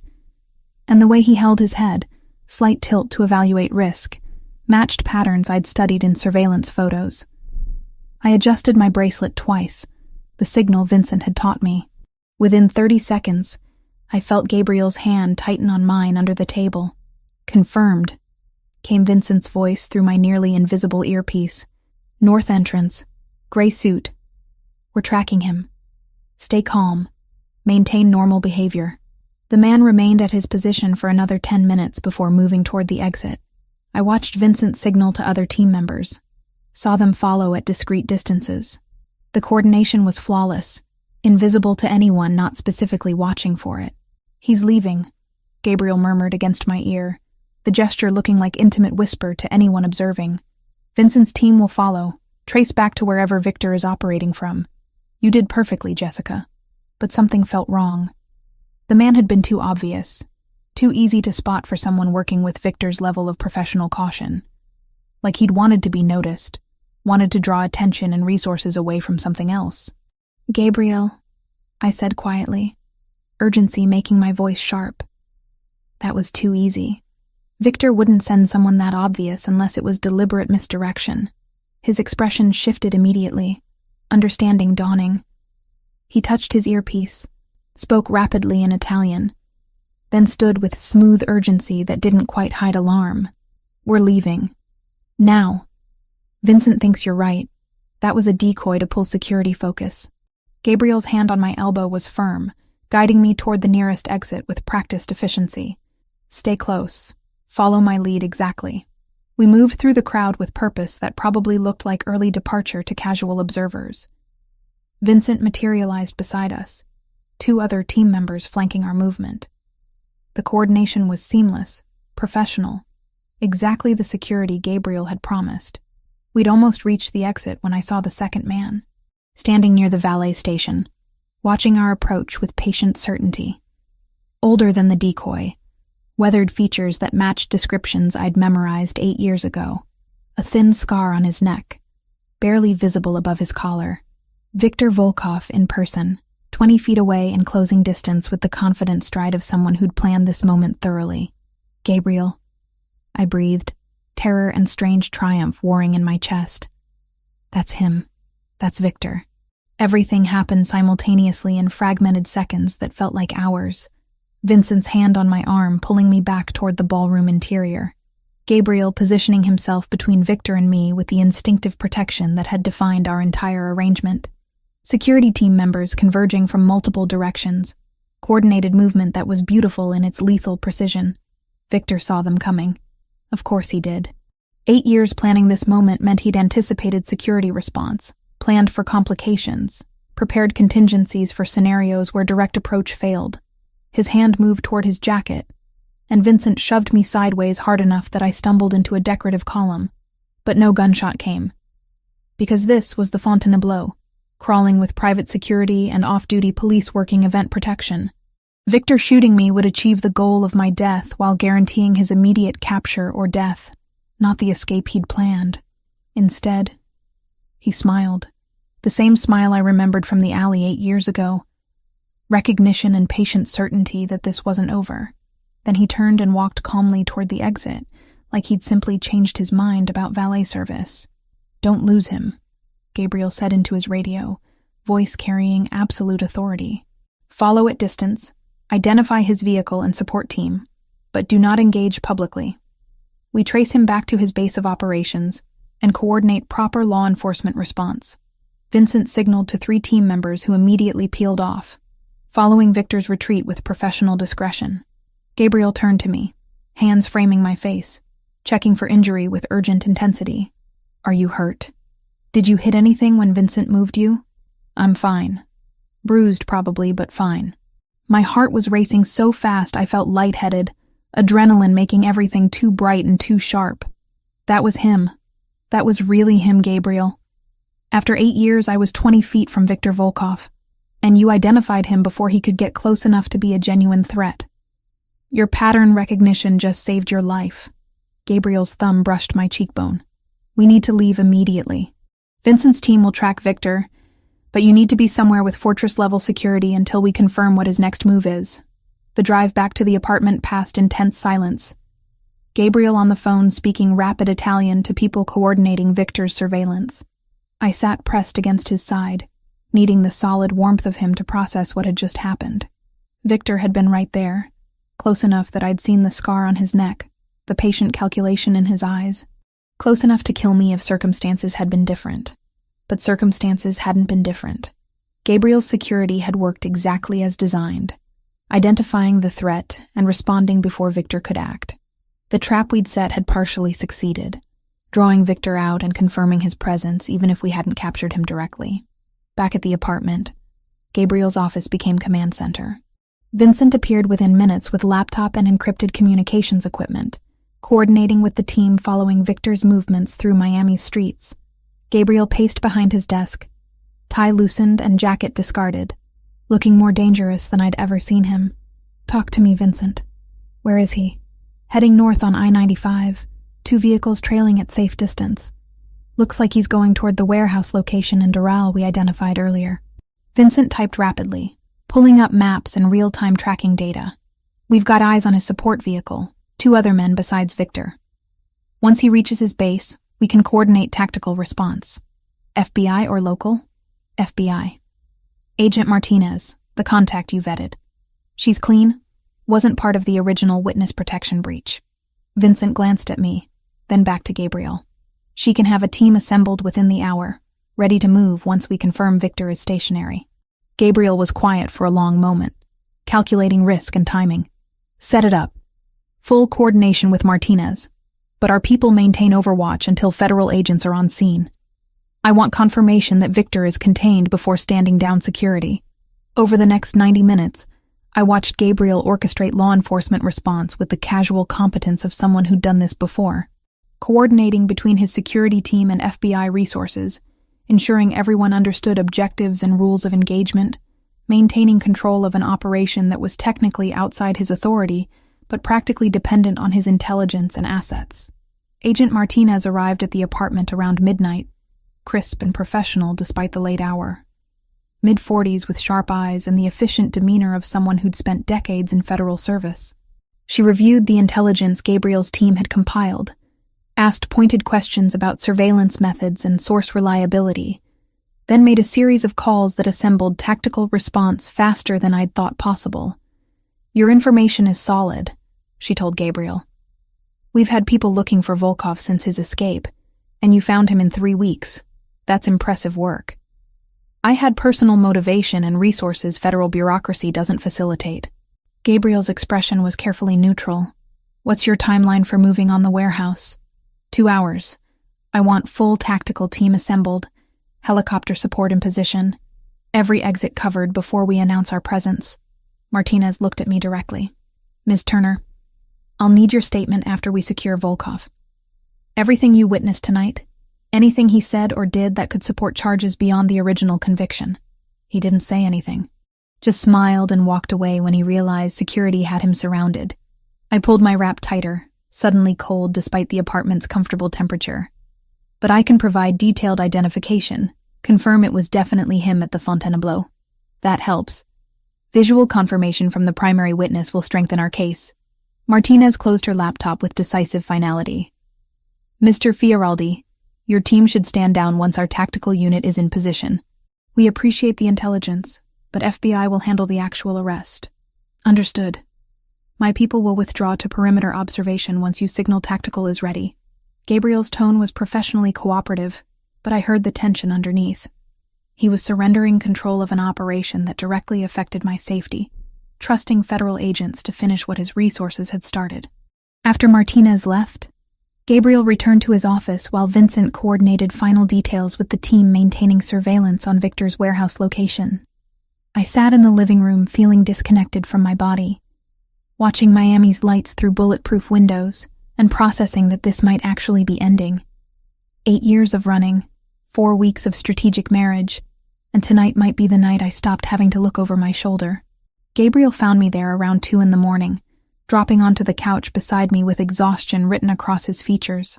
"Martinez's team is moving into position. Should have confirmation within the hour that Victor is in custody." He reached for my hand, lacing our fingers together. "How are you holding up?" "I don't know. Too much adrenaline still. Too much disbelief that this might actually be over." I leaned against his shoulder. "What happens after? When Victor is captured and the immediate threat ends?" "We've discussed this. We negotiate what our marriage becomes going forward." Gabriel's arm wrapped around me, pulling me closer. "I meant what I said last night. I don't want this to end, Jessica. The circumstances that brought us together were complicated, but what's developed between us feels genuine. It is genuine. That's what terrifies me." I tilted my head to look at him.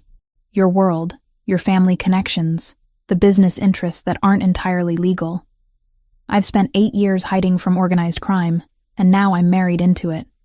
How do we make that sustainable? By being honest about the complications and choosing each other anyway. I can't change my family, can't erase connections that were built before I was born. But I can maintain distance from operations that would make you uncomfortable, can focus on legitimate business interests, can build a life that isn't defined by my father's choices." His voice was serious, carrying conviction. "If you want this to continue, I'll make it work. That's not empty promise, that's commitment." Before I could respond, Vincent appeared in the doorway. "Martinez just signaled. Tactical team is entering the warehouse now. Should have confirmation shortly." We moved to Gabriel's office, watching real-time updates as FBI agents executed their operation. The warehouse was exactly where Vincent's intelligence had indicated, Victor and 2 associates inside, surrounded by evidence of extensive planning. Weapons, surveillance equipment, files on multiple targets including detailed information about me. The arrest was clean and professional. Victor didn't resist, didn't try to fight or escape. He simply raised his hands when federal agents announced their presence, accepting capture with the same patient certainty he'd shown at the Fontainebleau. Like this was a setback rather than defeat. Temporary interruption, instead of conclusion. Martinez called 15 minutes later. "We have him. Volkov is in custody, being transported to federal holding facility. His associates are cooperating, providing information about his network and support structure. I'll need Ms. Turner's statement tomorrow, but the immediate threat is neutralized." Gabriel thanked her, disconnected, and turned to me with an expression I couldn't quite interpret. Relief, certainly, but also something more complicated. "It's over," he said. "Victor is in federal custody, and this time the people holding him aren't compromised. You're safe, Jessica. Actually safe." The words should have brought overwhelming relief. Instead, I felt oddly hollow, like 8 years of constant vigilance had carved out space inside me that safety couldn't immediately fill. "What do we do now?" I asked. "Now we figure out how to be married without the immediate threat forcing the arrangement." Gabriel pulled me against him, holding tight. "Now we decide if what we've built over 4 weeks is sustainable without fear driving every decision." We spent the rest of the night curled together on his office couch, not sleeping, just existing in the strange liminal space between survival and whatever came next. Vincent updated us periodically on Victor's processing, confirming that federal agents were taking extraordinary precautions to prevent another escape. Agent Martinez called again around dawn to schedule my official statement, professional and thorough in ways that suggested she took witness protection failures personally. When morning light finally painted the windows gold and pink, Gabriel kissed my forehead with tender certainty. "I'm offering you a choice now that survival isn't forcing your hand. Stay married to me because you want to, because what we've built matters beyond strategic necessity. Or we pursue annulment, and I help you establish a genuinely safe life wherever you want to be." His voice was steady, offering genuine options without pressure. "Either way, you're protected. Either way, I'll make sure you have the resources to build whatever life you want, but I need you to choose freely, instead of choosing out of fear." I thought about the past 4 weeks, about architectural sketches and shared coffee mornings, and Gabriel teaching me threat assessment at 3 a.m, about his patient certainty that I deserved better than hiding, his commitment to protecting me even when easier options existed, about falling for him despite every reason I should maintain careful distance. "I choose you," I said, "not because you're the safe option, but because you've become the person I can't imagine navigating life without. Not just surviving with, but actually living with." I caught his face between my hands. "I love you, Gabriel. That's probably too fast and too complicated and too entangled with trauma bonding, but it's true." His expression transformed, something fierce and tender simultaneously. "I love you too. Have loved you since approximately week 2, when you argued with me about security protocols and then cooked dinner using my grandmother's recipe like you belonged here." He kissed me properly, thoroughly. Nothing strategic or restrained about it. "We'll figure out the complications, negotiate boundaries between my family obligations and your comfort. But we'll do it together instead of you facing it alone." 6 months later, I stood in the architectural offices I'd opened with Gabriel's backing, reviewing plans for our 3rd major project. The renovation we'd designed for his building had been completed 2 months prior, garnering attention from developers who wanted similar vision applied to their properties. My degree program was progressing, actual professors reviewing my work instead of online tutorials. Legitimate credentials slowly replacing the false identity I'd carried for 8 years. Gabriel was transitioning operations control of his father's less savory interests to trusted associates, maintaining enough connection to avoid family conflict while distancing himself from activities that made me uncomfortable. Not a complete exit, because that was unrealistic, but deliberate movement toward primarily legitimate business operations. It was compromise, negotiation, the kind of complicated balance that real relationships required. We renewed our vows on a Saturday morning, private ceremony at the same courthouse where we'd married out of desperation 4 weeks after meeting, this time with my real name, Jessica Turner, formally becoming Jessica Fioraldi, through choice instead of necessity. Vincent served as witness again, along with Agent Martinez, who'd become an unlikely friend through the aftermath of Victor's arrest. Victor himself remained in maximum security federal prison, charges from his escape and subsequent murders ensuring he'd never walk free again. Occasionally I'd see news coverage about his appeals or legal maneuvers, but the fear that used to accompany his name had faded. He was just a man who'd made terrible choices, not the monster who'd controlled 8 years of my life. That evening, standing in our apartment watching sunset paint Biscayne Bay in golds and purples, Gabriel wrapped his arms around me from behind. "Any regrets?" he asked. "About marrying you?" "None." I leaned into his warmth. "About how we got here?" "Some. But I think the destination justifies the complicated journey. Philosophy major in another life? Architecture student with pretentious tendencies." I turned in his arms, studying the face I'd learned to read over 7 months. "Thank you for protecting me when I needed it, for giving me space to choose freely when I didn't, for building a life where I can actually thrive instead of just survive. Thank you for trusting me, despite every reasonable instinct suggesting you shouldn't." He kissed me gently. "And for designing spaces that change how people experience the world. Your buildings are remarkable, Jessica. Our buildings. You funded them. Believed in them when they were just sketches on paper. Our buildings," he agreed. "Our life, our future, our choice. That sounds exactly right." We stood there as Miami's lights began illuminating the darkness. Two people who'd found each other through the worst possible circumstances and chosen to build something genuine from strategic necessity. It wasn't a perfect ending, because real life doesn't provide those. But it was real, and chosen, and ours. And after 8 years of running, real and chosen, and ours was more than enough. The end.